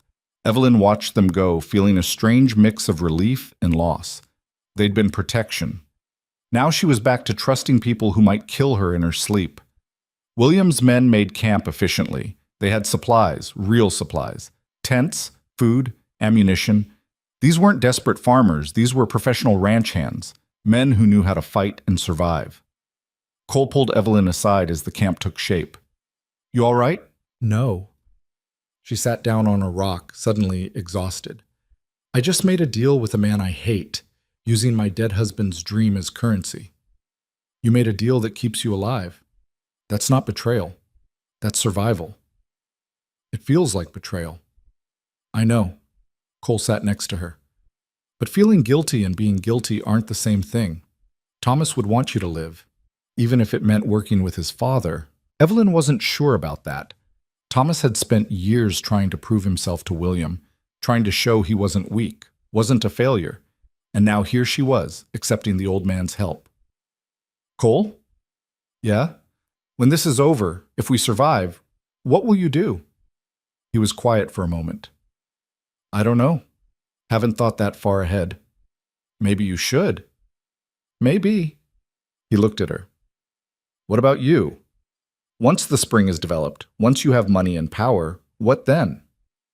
I give it away. What? The water. I give it away. Free access to anyone who needs it. Farmers, ranchers, towns, everyone. She met his eyes.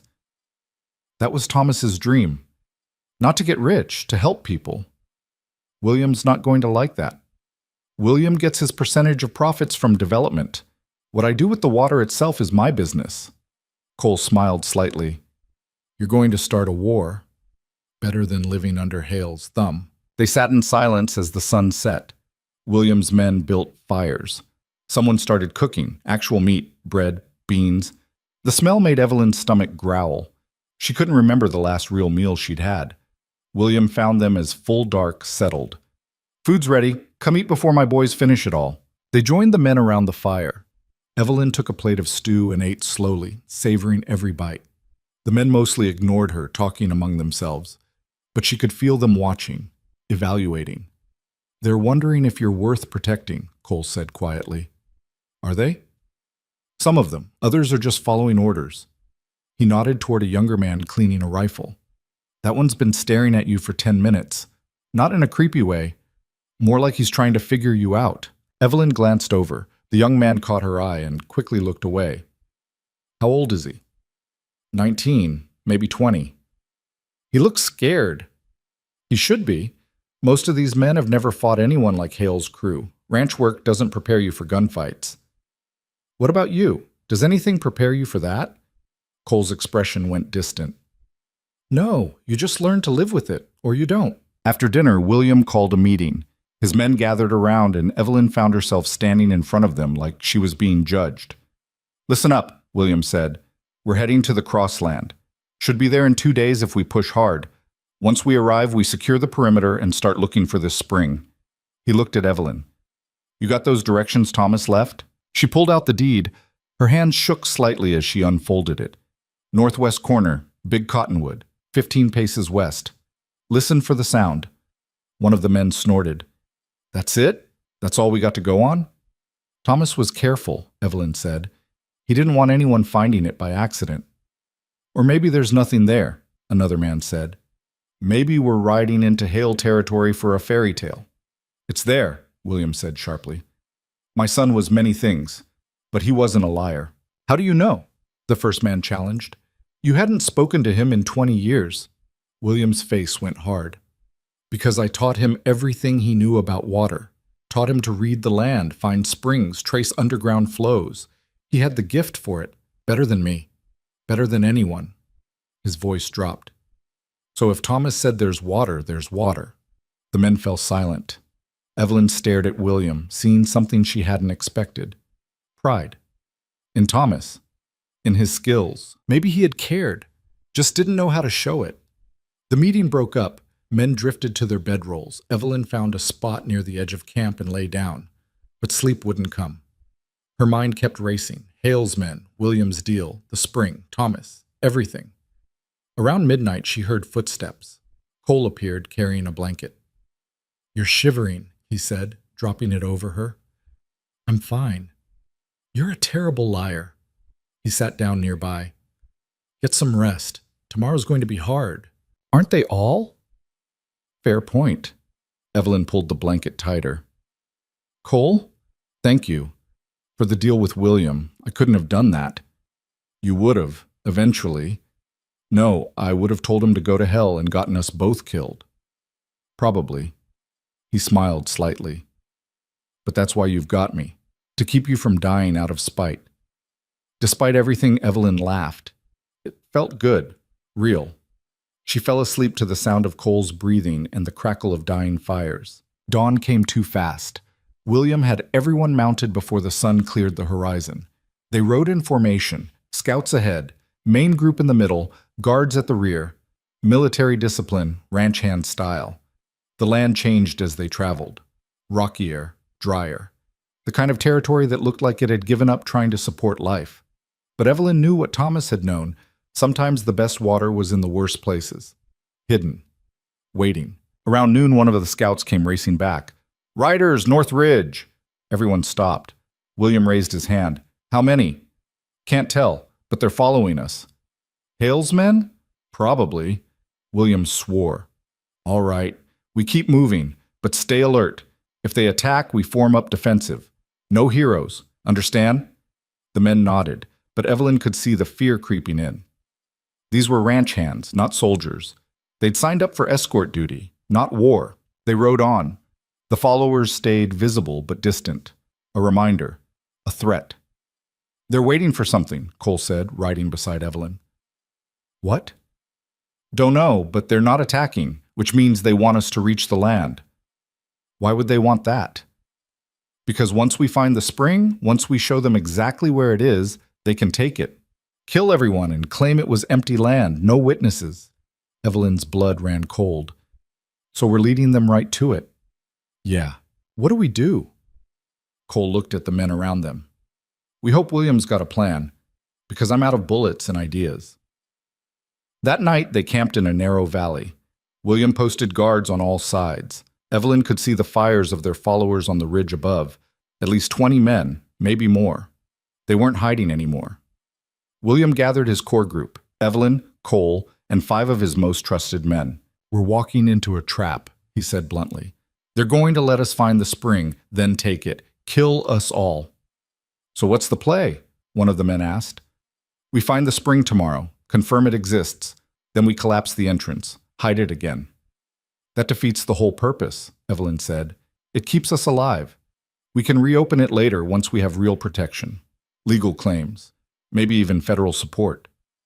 "And if they attack before we can hide it?" William smiled grimly. "Then we fight, and we make sure enough of them die that the rest think twice about trying again." It wasn't much of a plan, but it was all they had. Evelyn tried to sleep but couldn't. She kept thinking about Thomas, about how he'd found this spring, kept it secret for years, died before he could share it, all that work, all that hope. And now it might end in blood and failure. Cole found her sitting by the dying fire. "Can't sleep?" "No, me neither." He sat down. "Evelyn, if things go bad tomorrow, don't. Listen, if things go bad, you run. You take the fastest horse and you ride hard. Don't look back. Don't wait for anyone. I'm not leaving you. You have to. This spring, what it represents, that's bigger than me. Bigger than both of us. If you die, Hale wins. He takes the water, controls the territory, and nothing changes. And if I live but everyone else dies, what kind of victory is that?" Cole reached out and took her hand. His grip was strong, steady. "The kind that matters. Because you'll keep fighting. You'll make this mean something." Evelyn looked at their joined hands. "When did you start caring about meaning?" "When I met someone who believed in it."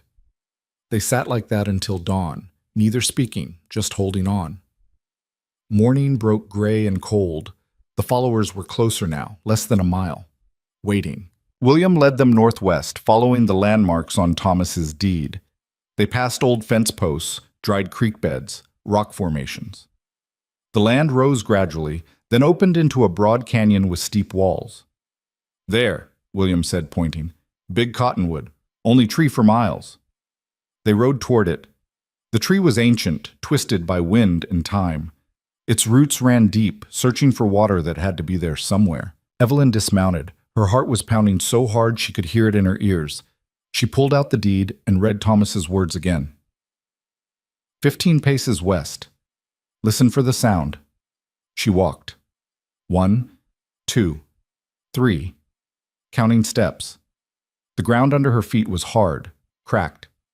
10, 11, 12, 13, 14, 15. She stopped and listened. At first, nothing. just wind and the creak of saddle leather. Then, there, faint, a hollow sound, like the earth was breathing. "Here," she said. "Dig here." William's men grabbed shovels and started digging. The dirt was hard, but they worked fast. 1 foot down, 2 feet, 3. Then one of the shovels punched through into empty space. Water erupted. Not a trickle, not a stream. A geyser shooting up 10 feet, 20, spraying everyone, cold and clear and unstoppable. "Cover it," William shouted. "Cover it now." The men scrambled, trying to cap the flow, but it was too powerful. Water spread across the ground, pooling, running downhill, and on the ridge above, Dawson's men saw it all. "Riders incoming!" one of William's scouts screamed. They came from 3 directions at once. At least 30 men, maybe 40, guns drawn, closing fast. "Defensive positions!" William roared. "Form up!" But there was no time. The attackers were already in range, already firing. Bullets kicked up dirt. One of William's men went down, clutching his leg. Cole grabbed Evelyn and pulled her behind the cottonwood. "Stay down!" William's men returned fire, but they were scattered, disorganized. The attackers had surprise in numbers. Then Evelyn saw him. Dawson, riding at the head of his men, face twisted with rage. He'd lost men to her, lost face, lost pride. Now he was here to take it all back. "There," he pointed at the spring. "Take it! Kill anyone who stops you!" His men surged forward. William's group broke. Some ran, some fought, some just froze. Cole fired his last 3 rounds. 3 men fell. Then his gun clicked empty. He threw it aside and pulled a knife. "Cole, no!" Evelyn screamed, but he was already moving, charging into the fight with nothing but a blade and fury. Evelyn watched in horror as he tackled one rider off his horse. They went down in a tangle of limbs. Cole's knife flashed, blood sprayed. Then another rider was on him, and another. "Cole!" Evelyn ran forward, her empty revolver useless in her hand. A gunshot cracked next to her ear. She turned. William stood there, rifle smoking. "Get to the spring," he shouted at her. "Do what Thomas wanted. Make it matter." "What are you—" "Go!" William charged toward the fight, firing as he ran. His men rallied, seeing their boss in the thick of it. The battle turned chaotic, hand to hand, desperate, brutal. Evelyn ran to the spring. Water still poured out, unstoppable. She could see it now, the power Thomas had described. Enough water to change everything, enough to kill for. She pulled out the deed. Her hands were shaking so badly she could barely hold it. All the directions, all the proof, everything Hale needed. She looked at the paper, at Thomas's handwriting, at 27 years of love and loss and hope. Then she held it over the water and let it go. The paper dissolved, ink running, words bleeding away until nothing remained but pulp. Behind her, she heard someone scream, turned to see Cole on the ground, 3 men on top of him, blood everywhere. "No!" She ran toward him. A hand grabbed her arm. Dawson, dismounted, face inches from hers. "Where's the deed?" he snarled. "Gone! Liar! It's gone! I destroyed it. There's no proof, no directions, nothing." Dawson's eyes went wide. Then he hit her, hard across the face. Evelyn went down, tasting blood. "You stupid!" He raised his gun. A rifle shot echoed across the canyon. Dawson stumbled, looked down at the red spreading across his chest, fell. Sheriff Carter stood 50 yards away, rifle still raised. Behind him, more men, but not Hale's, different, wearing badges. Federal marshals. Carter lowered his rifle and walked forward. "This is over, all of you. Drop your weapons." For a moment, no one moved. Then Dawson's men started dropping guns, raising hands. It was over. Evelyn crawled to Cole. He was barely conscious, blood soaking through his shirt, multiple wounds, bad. "Cole, stay with me." His eyes found hers. "Did you hide it?" "Yes." "Good." He coughed, blood on his lips. "Good. Don't talk, save your strength." Evelyn, his hand found hers, gripped weakly. "Thank you for reminding me what it's like to care." "Cole, don't. Please don't." But his eyes were already closing. "No, no!" She pressed her hands against his wounds, trying to stop the bleeding, but there was too much, too many holes. Somebody help, please. William appeared, kneeling beside her. Let him go, Evelyn. I can save him. You can't. William's voice was gentle, sad. Nobody can. Evelyn looked down at Cole. His chest barely moved. His face had gone gray. I'm sorry, she whispered. I'm so sorry. His lips moved. She leaned close, straining to hear. Worth it, he breathed. Then, nothing. Evelyn felt something inside her chest crack clean through. She'd known this man for days, less than a week, but he'd become something more than a stranger, more than help. He'd become hope. And now he was gone. Sheriff Carter approached. Mrs. Cross, we need to talk. She looked up at him through tears. You killed Dawson. I did. Why? Carter was quiet for a moment. Because I got tired of being bought. Tired of watching good people die while men like Hale got richer. He offered his hand. Come on, let's get you cleaned up. Evelyn let him help her stand. Around the canyon, federal marshals were rounding up Dawson's men, taking statements, collecting evidence. How did you know to come? She asked. Your cavalry friends. They reported everything to the fort. Fort commander contacted the marshals. We've been building a case against Hale for months. This was the proof we needed. Proof of what? Murder, extortion, land theft. Enough to hang him twice over. Carter looked at the spring, still flowing. That water's yours, Mrs. Cross. Legal and clear. Nobody's taking it from you now. Evelyn stared at the water. All that power, all that possibility. And all she could think about was the price paid to reach it. William stood at the edge of the spring, watching it flow. He looked old, tired. Thomas was right, he said quietly. This could change everything. Evelyn walked over to him. He wanted to share it, give it to people who needed it. I know. So that's what I'm going to do. William looked at her. That'll make you poor. I don't care. And enemies. I have those already. He smiled slightly. You're more like my son than I thought. He held out his hand. Partners? Evelyn looked at the hand, thought about Thomas, about Cole, about all the people who'd died to get her here. She took it. Partners, but I control the water. Agreed. The marshals worked through the afternoon, processing prisoners, documenting the scene. Bodies were wrapped and loaded onto horses. 14 dead in total, 7 of William's men, 6 of Dawson's, and Cole. They buried him that evening as the sun set over the canyon. No preacher, no ceremony, just dirt and silence. Evelyn stood at the grave long after everyone else left. The spring ran nearby, its sound constant, eternal. I'll make it mean something, she said to the grave. I promise. The water kept flowing, and somewhere in the distance thunder rolled. The storm was coming. The rain started before midnight. Not a gentle rain, but the kind that came down in sheets, turning the canyon floor into a river of mud. Evelyn stood under a makeshift shelter, watching water run in streams past Cole's grave.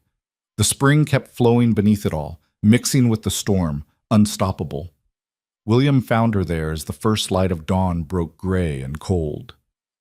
You need sleep, he said. I need a lot of things. Evelyn didn't look at him. Sleep isn't one of them. The marshals are leaving in an hour, taking the prisoners to Fort Davis for trial. Carter's going with them. Good.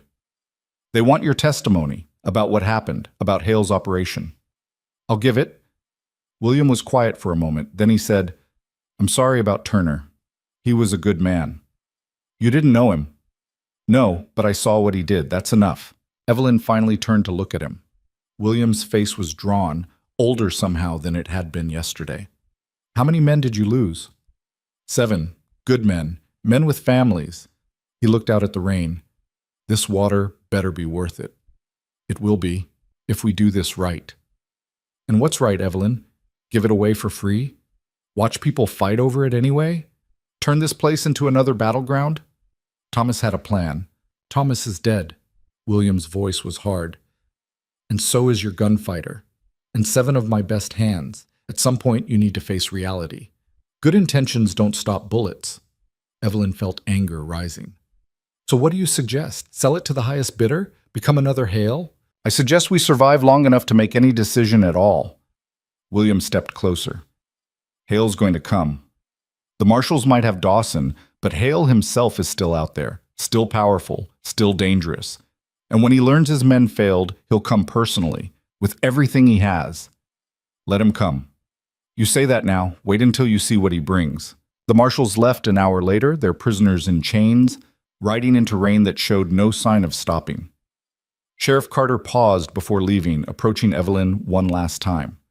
"Mrs. Cross," he said, "there's something you should know. Hale has connections, federal judges, senators, men who owe him favors." "Are you saying he'll walk free?" "I'm saying the trial won't be simple. He'll fight it, use every resource he has." Carter adjusted his hat against the rain. "You need to prepare for that. Get your legal claims filed. Get witnesses. Document everything." "I destroyed the deed, the one with the directions." Carter smiled slightly. "Doesn't matter. The spring exists, the water's flowing. That's all the proof you need. Just get yourself a good lawyer, someone who can't be bought." "Where do I find someone like that out here?" "You don't. You go east, San Antonio maybe, or Austin. Find someone young, someone with principles still intact." He mounted his horse. "Good luck, Mrs. Cross. You're going to need it."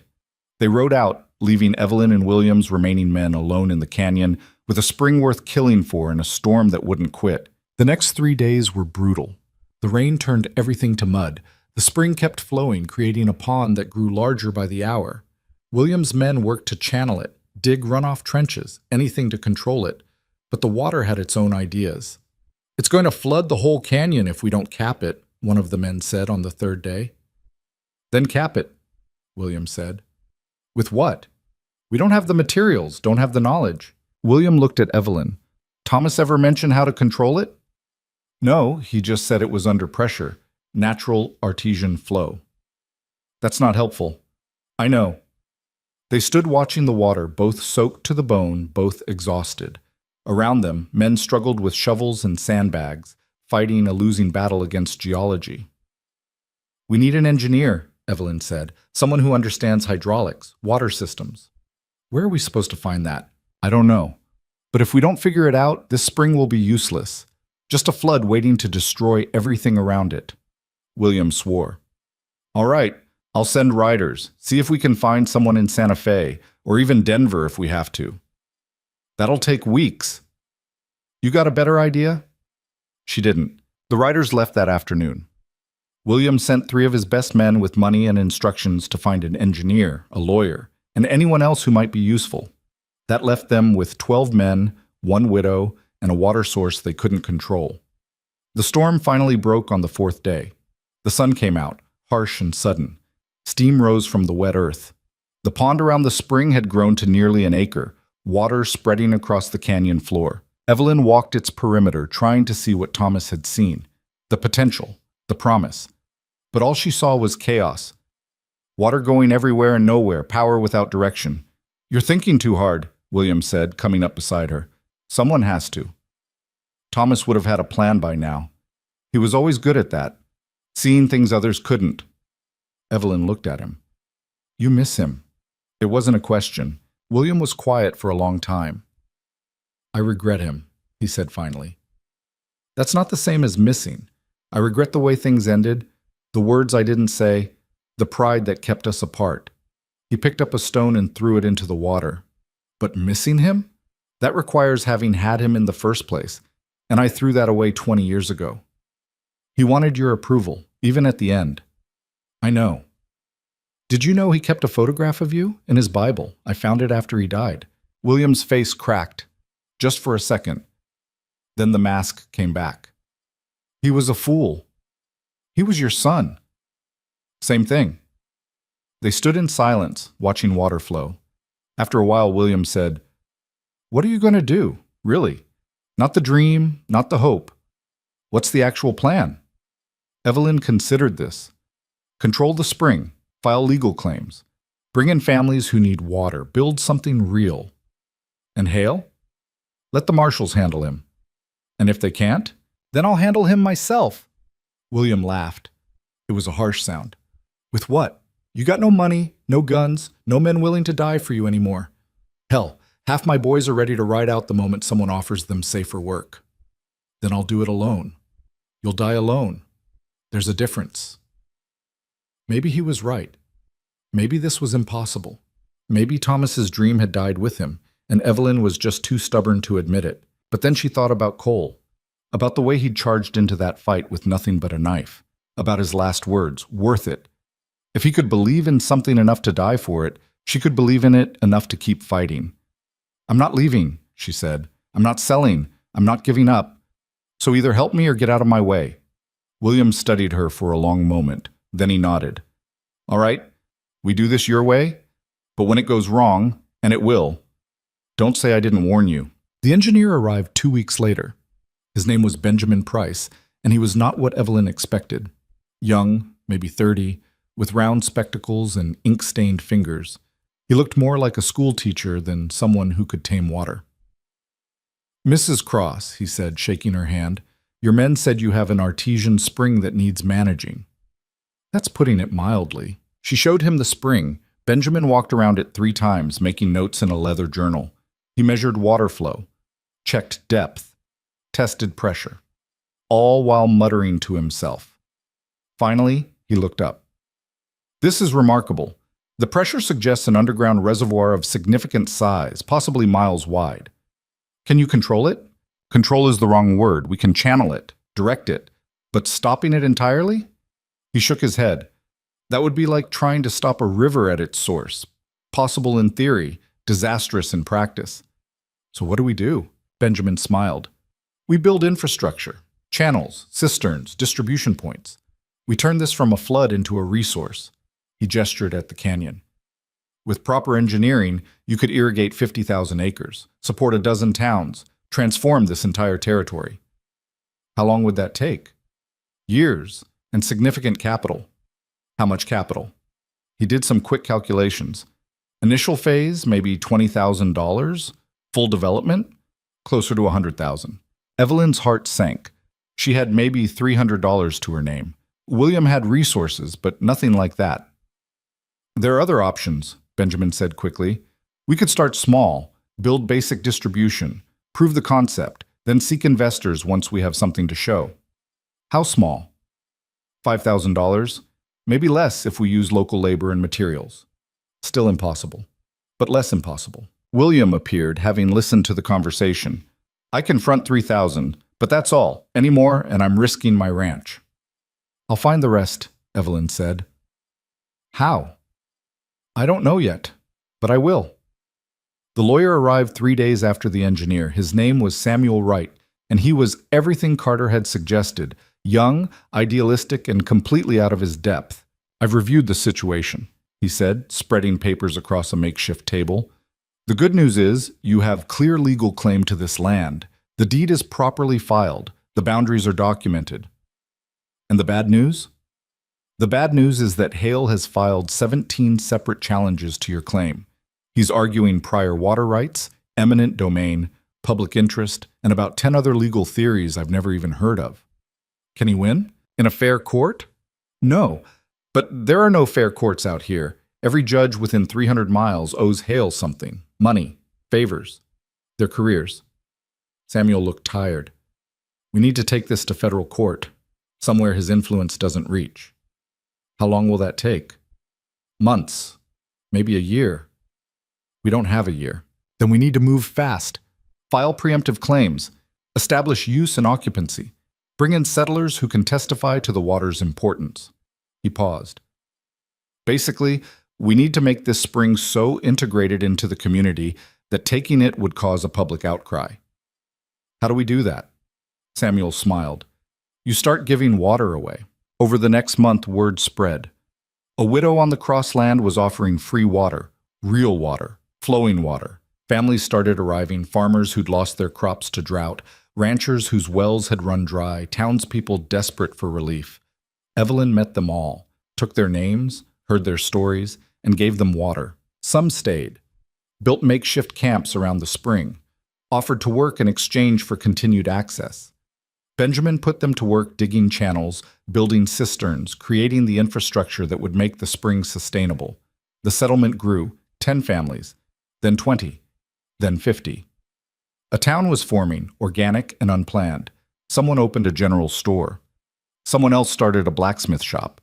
A woman from Missouri began teaching children under a canvas tent. William watched all this with growing concern. "You're creating a target," he told Evelyn. "The bigger this gets, the more Hale will want to destroy it. Or the harder it will be for him to destroy it. Don't count on that." But Evelyn had no choice. This was the plan. The only plan. Build something so real, so necessary, that taking it would be impossible. The first attack came on a Tuesday. 5 men rode in at dawn, guns drawn, demanding to see whoever was in charge. Evelyn met them in the center of the growing settlement, William at her side. "This land belongs to Mr. Hale," their leader said, a thick man with a scarred face. "You're trespassing." "This land belongs to me. I have the deed." "Deeds can be challenged, are being challenged." "Then take it up with a judge." The man smiled. "Mr. Hale doesn't need judges. He just needs you gone." He looked around at the families watching. "All of you. You got 24 hours to clear out. After that, we start burning." "You can't," Evelyn started. "We can, and we will." The man leaned forward in his saddle. "This is your only warning, Mrs. Cross. Don't waste it." They rode out, leaving fear in their wake. The families gathered around Evelyn. Some wanted to leave immediately. Others wanted to fight. Most just looked scared. "What do we do?" one of the farmers asked. Evelyn looked at William. He shook his head slightly. "We can't win a fight, not against Hale's numbers." "Then we don't fight," Evelyn said. "We stay. And we dare them to attack families, children, in broad daylight." "They'll do it," William said. "Don't doubt that. Maybe. But it'll cost them. Public opinion. Legal standing. Whatever moral ground they think they have." She raised her voice so everyone could hear. "I'm not leaving.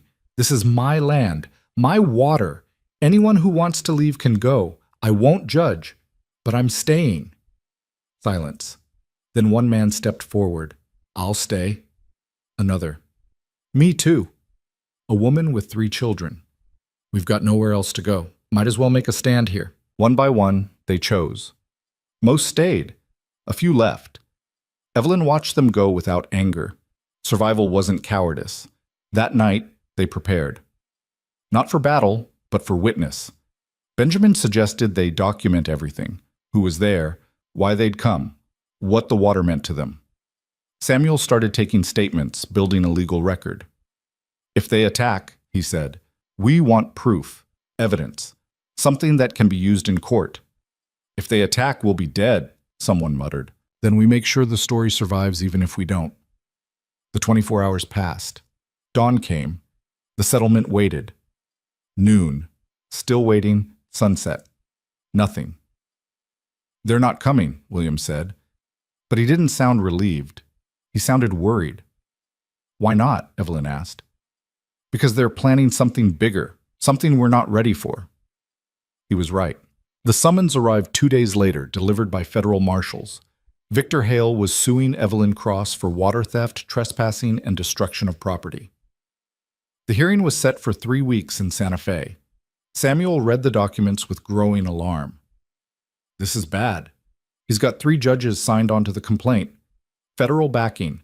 They're arguing that the spring is a public resource that can't be privately controlled.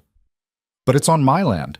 They're saying your land claim is fraudulent, that the original deed was improperly filed, that Thomas never actually owned it. That's a lie. Doesn't matter. They have paperwork, witnesses, official statements." Samuel looked up. "Evelyn, they've been building this case for months, maybe longer. They knew about the spring before you even got here." The words hit like a physical blow. "How?" "I don't know, but someone told them. Someone who knew what Thomas found." Evelyn's mind raced. Who had known? She'd told Cole, but he was dead. William had figured it out, but he'd been with her the whole time.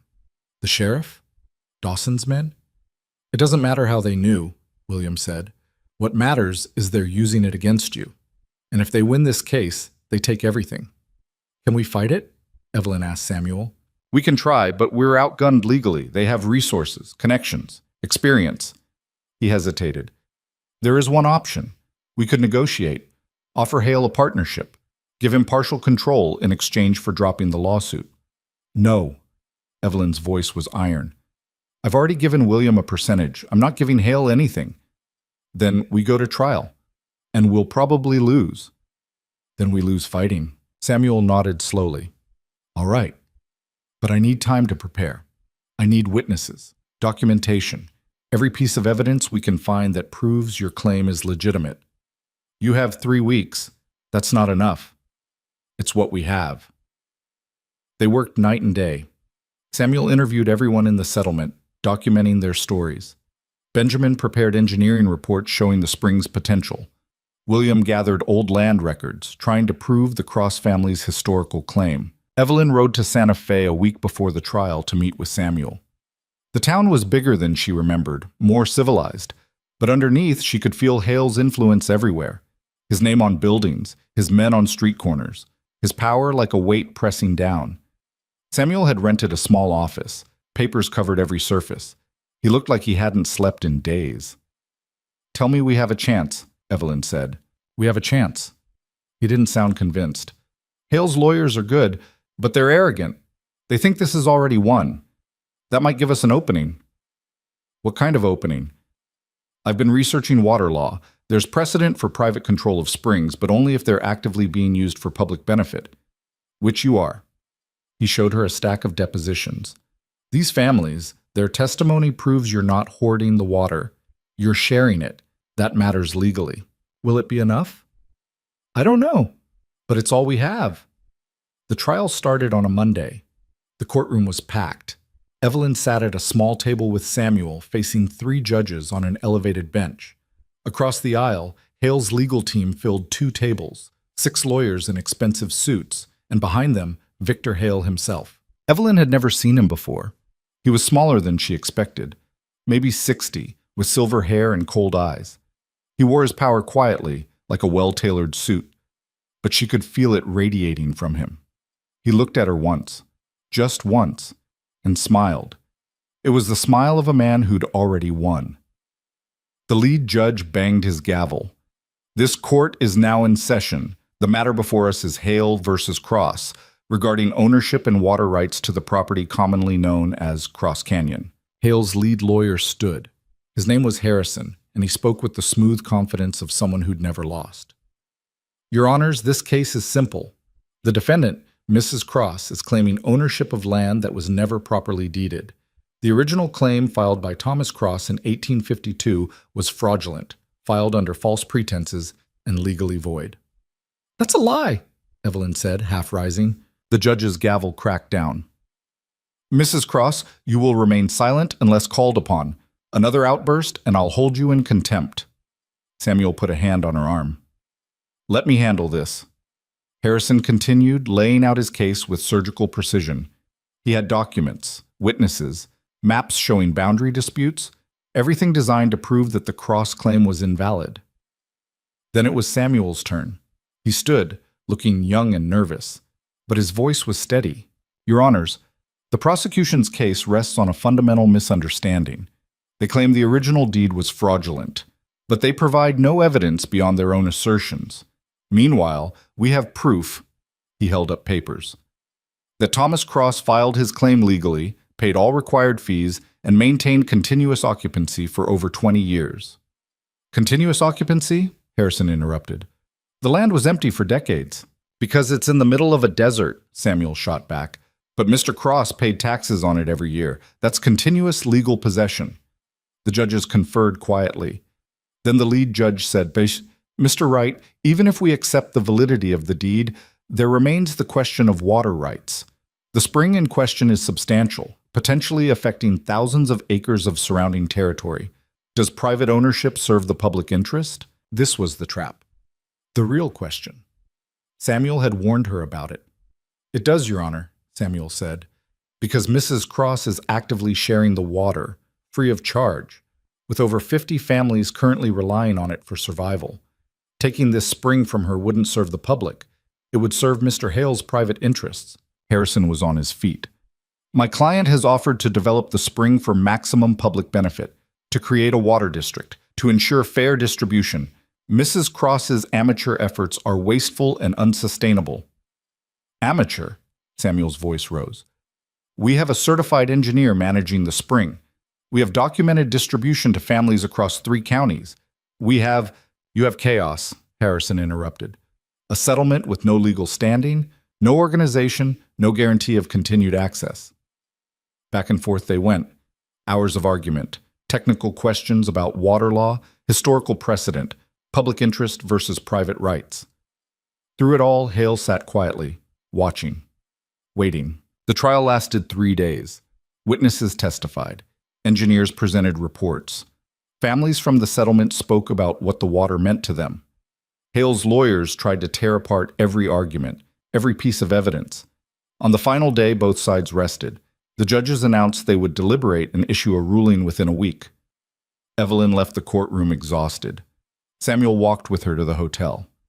"How do you think it went?" she asked. "Honestly, I don't know.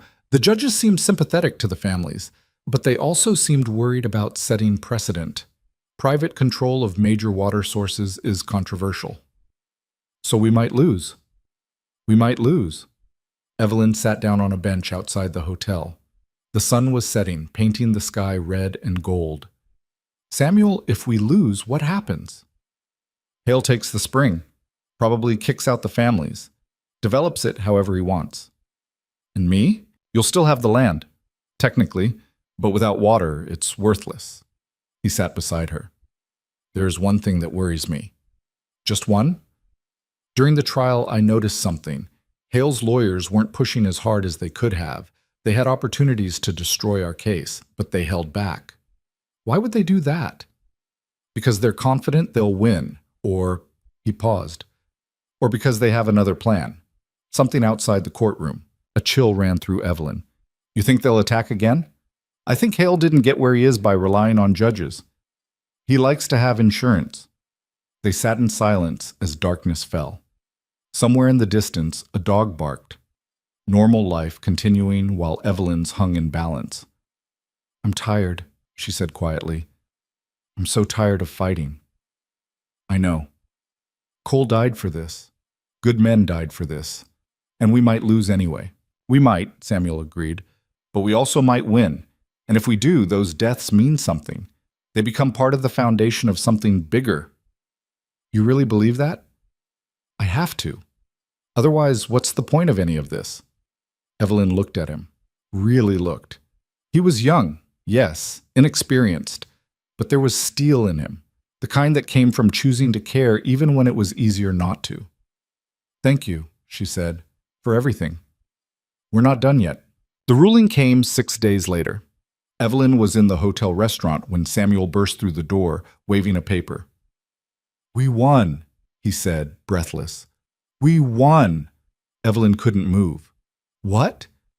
"The judges ruled in your favor, upheld the deed, recognized your water rights, all of it." He was grinning like a fool. Hale lost. For a moment, Evelyn couldn't process it. They'd won. Against impossible odds, against Hale's money and power and connections, they'd actually won. Then Samuel's expression changed. "But there's a condition." "What condition?" "You have to formalize the settlement, create a legal water district, establish rules for distribution. Basically, prove you can manage this responsibly." "That's fine, we can do that." "Within 90 days. If you don't, the ruling gets overturned and Hale can file a new claim." 90 days. 3 months to build a functional government, establish infrastructure, and prove sustainability.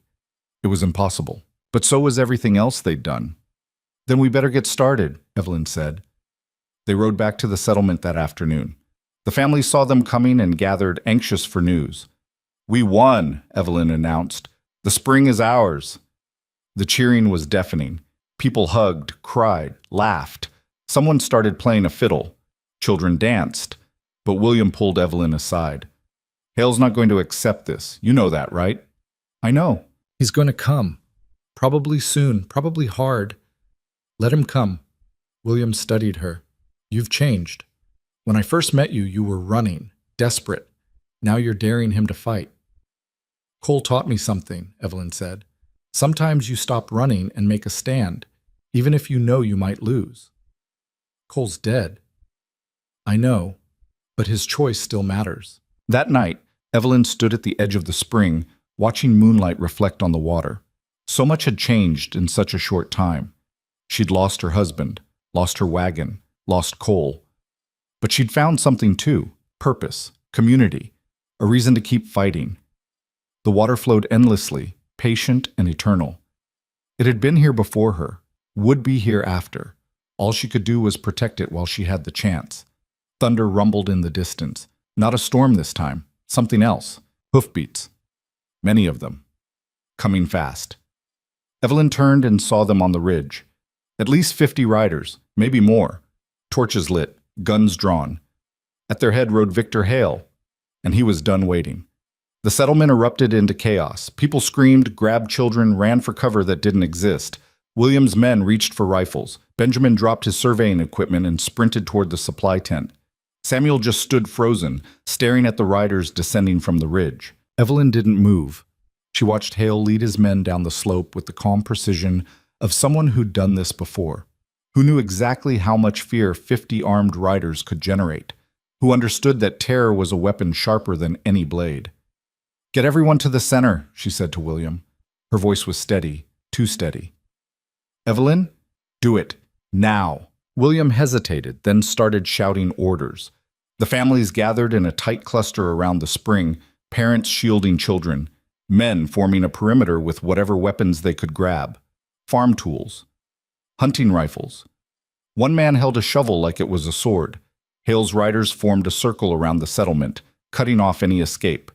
The torches cast dancing shadows.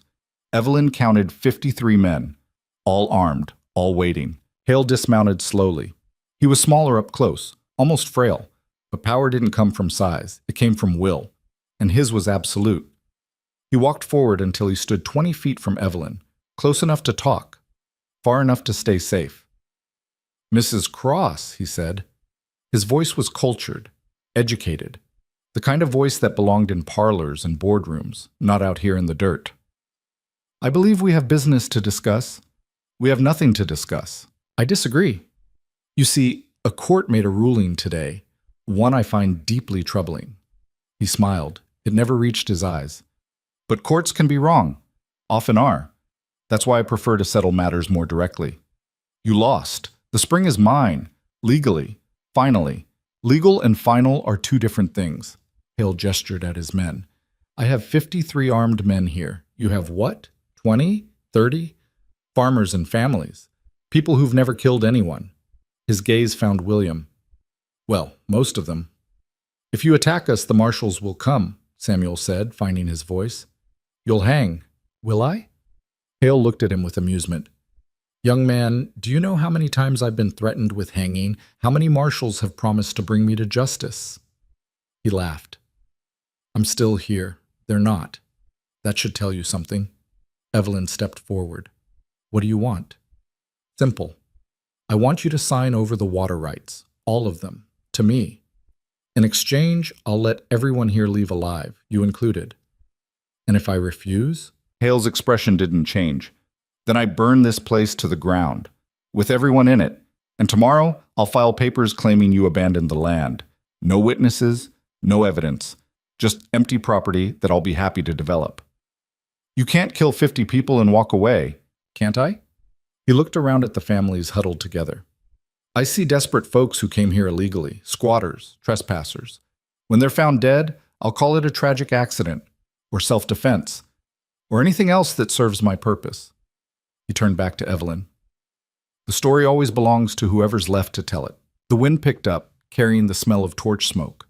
Evelyn could feel the families behind her, their fear thick enough to taste.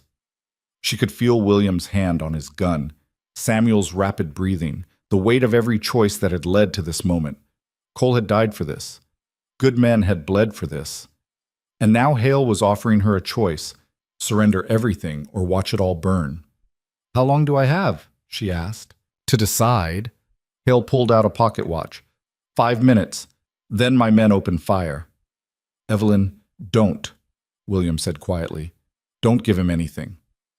5 minutes, Hale repeated. He walked back to his horse and stood waiting. The settlement fell silent. Even the children stopped crying. Everyone watching, waiting. Samuel grabbed Evelyn's arm. There has to be another way. We could negotiate, offer him partial rights. He doesn't want partial, he wants total control. Evelyn looked at the spring, water flowing endlessly in the torchlight. That's what this has always been about. Not sharing, not compromise, complete domination. Then what do we do? Evelyn closed her eyes, thought about Thomas, who'd spent years protecting this water, about Cole, who'd died believing it mattered, about all these families who'd risked everything for a chance at something better. She opened her eyes. We call his bluff. What? He's not going to kill us.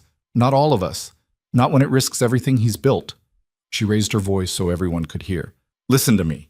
All of you. Hale's counting on fear, on us being too scared to stand up. But if we stand together, if we refuse to break, he loses.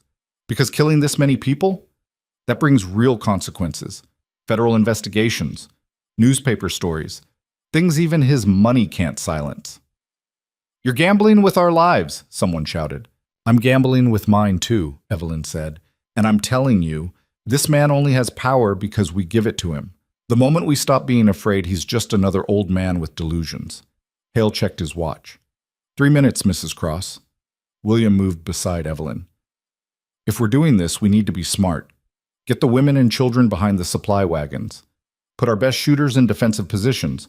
Make it costly if they attack. Do it. The settlement moved with surprising organization. People had been preparing for this, Evelyn realized. Maybe not consciously, but in the back of their minds, they'd known this confrontation was coming. Benjamin appeared at her side, breathing hard. I rigged the cistern. If things go bad, I can collapse it. Flood the whole canyon. Nobody gets the water. That's our last option. I know, but it's an option. 2 minutes. Hale's men shifted, checking weapons. A few looked nervous. Most looked professional. These were men who'd done this before. Evelyn walked forward, stopping halfway between the settlement and Hale. Mrs. Cross, Hale said, I admire your courage, but courage without wisdom is just another word for suicide. Maybe. Or maybe you're the one making a mistake. How so? Because if you kill us, you might get the spring. But you'll lose everything else. Your reputation, your political connections, your freedom. She pointed at the families. These people have names, families of their own, friends who will ask questions. You can't make 50 people disappear without consequences. I've made more than 50 people disappear, Mrs. Cross. I assure you, it's quite possible. Not this time. Evelyn held up a document. Before the trial, we sent copies of everything to newspapers in 6 cities. Names, testimonies, photographs. If anything happens to us, those stories publish, and you become the monster who massacred families over water. Hale's expression flickered, just for a second. You're bluffing. Am I? She met his eyes. You built your empire on being smarter than everyone else, on staying in the shadows. But this? This puts you in the light, and I don't think you'll survive that. The silence stretched out. Hale's men looked at each other, their leader, waiting for orders. Finally, Hale laughed. Very good, Mrs. Cross. Very good indeed. He walked his horse closer. But you're forgetting something.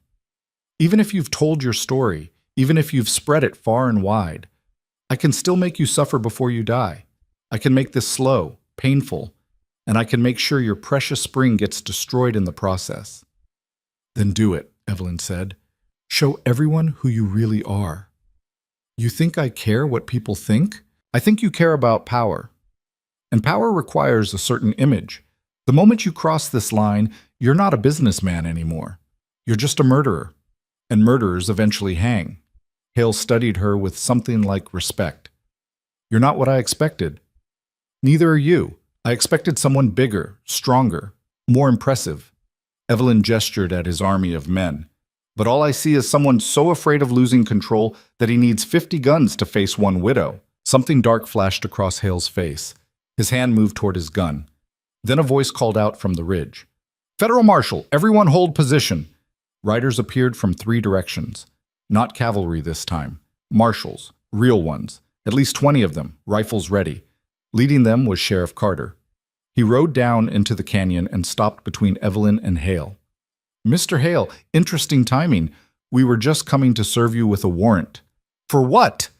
Hale's voice was ice. Murder. Conspiracy. Witness intimidation. Should I keep going? Carter dismounted. Your man Dawson sang like a bird before he died. Gave us names, dates, details about every crime you've ordered in the last 5 years. He pulled out a document. You're under arrest. This is absurd. I've done nothing. You're currently surrounding a legal settlement with armed men and torches.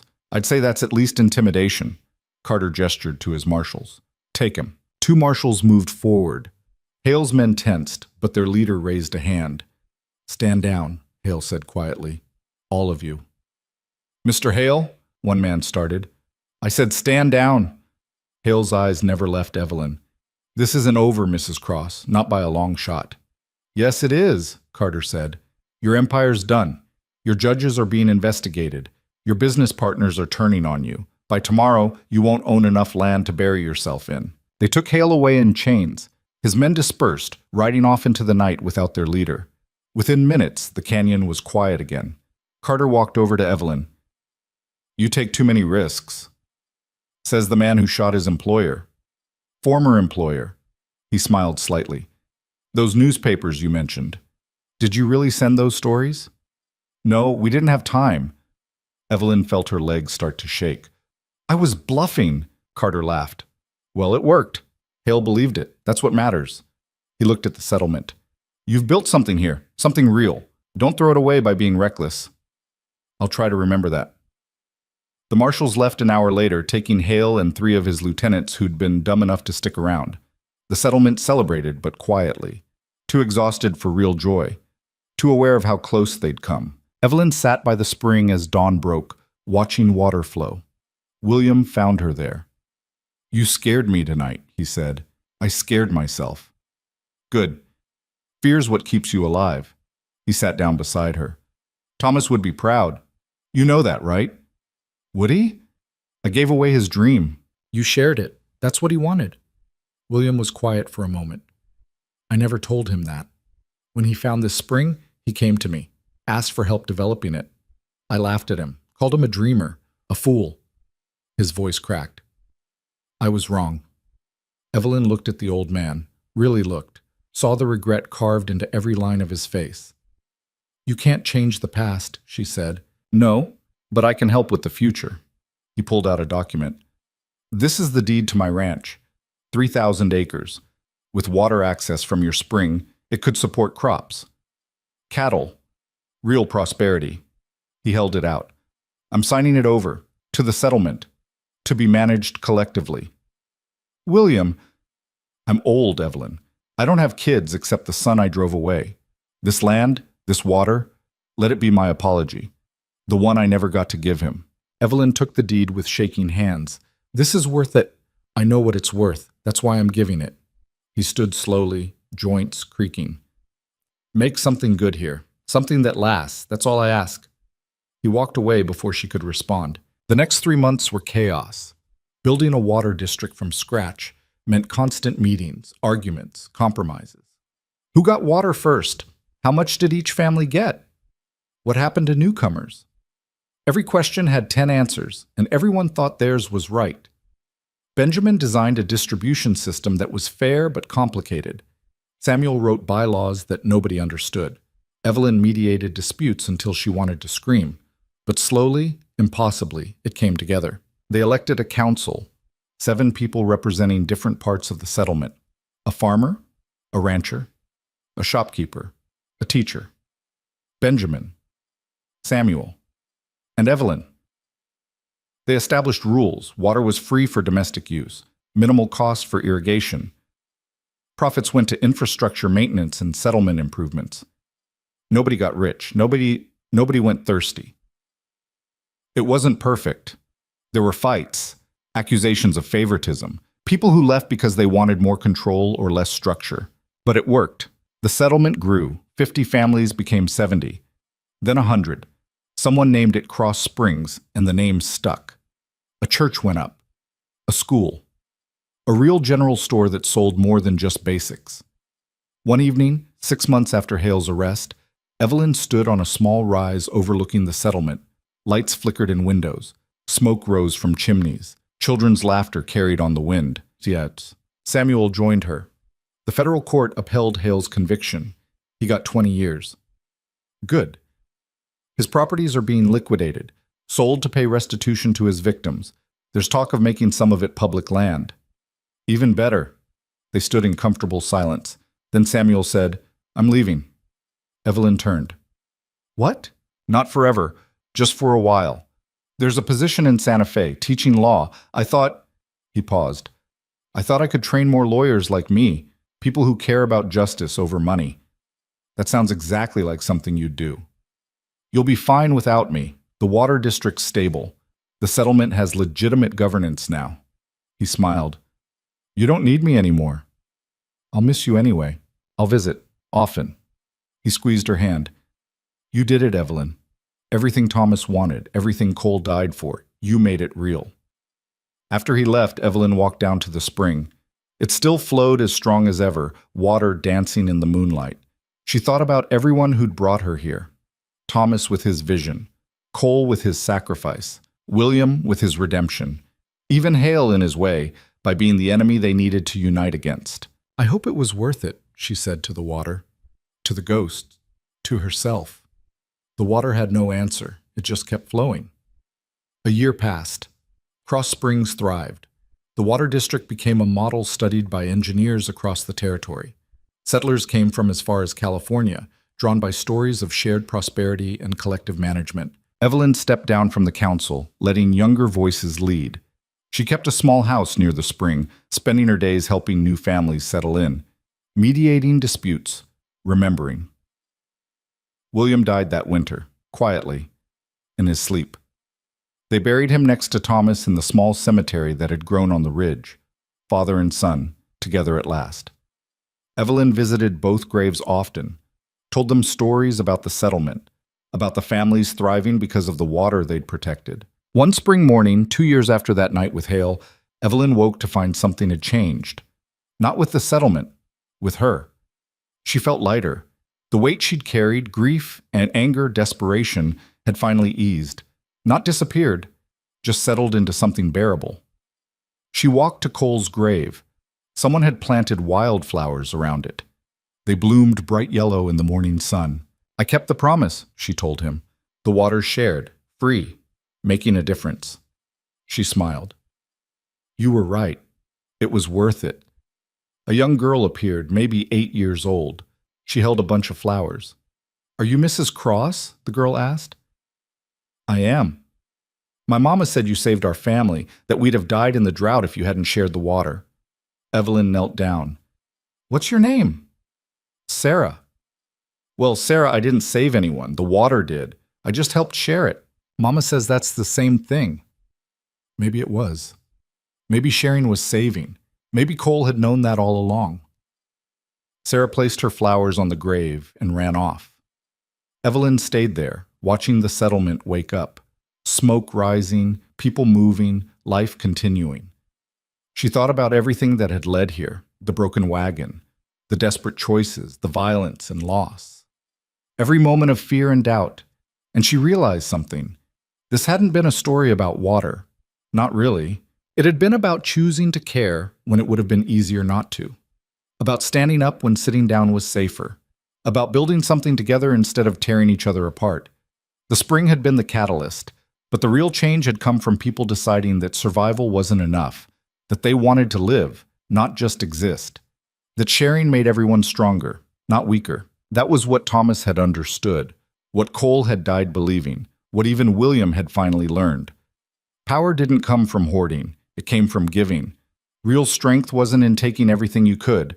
It was in offering what you had and trusting others to do the same. Simple lesson. Hard to learn. Harder to live. But not impossible. Evelyn stood and walked back toward the settlement. She had a council meeting that afternoon. A new family arriving tomorrow. A cistern that needed repairs. Life. Complicated, messy, beautiful life. The spring kept flowing behind her. It would flow long after she was gone, long after everyone here was dust and memory. But what they'd built around it, the community, the cooperation, the choice to share instead of fight, that could last too. If people kept choosing it, day after day, year after year, no guarantees, no certainties, just the chance to be part of something bigger than yourself. Evelyn smiled. For the first time in years, it reached all the way to her eyes. She'd spent so long running from loss, from fear, from the weight of impossible odds. Now she was running toward something instead, toward purpose, toward people who needed her, toward a future worth building. Cole had been right about that too. Running toward something was so much better than running away. The morning sun climbed higher. Cross Springs bustled with activity. Children played near the school. Farmers headed to their fields. The blacksmith's hammer rang out steady and sure. Somewhere in the distance, thunder rumbled. A real storm this time. The kind that brought rain instead of trouble. Evelyn looked up at the clouds gathering on the horizon and laughed. Let it rain. They had water to spare now, enough for everyone, enough to share. That was the whole point. That had always been the whole point. And finally, after everything, Evelyn understood. The spring flowed on, endless and patient, waiting for the next person brave enough to share it, the next community desperate enough to come together, the next generation ready to learn that survival alone was never the goal. Living mattered, connecting mattered, caring for something beyond yourself mattered. Everything else was just noise.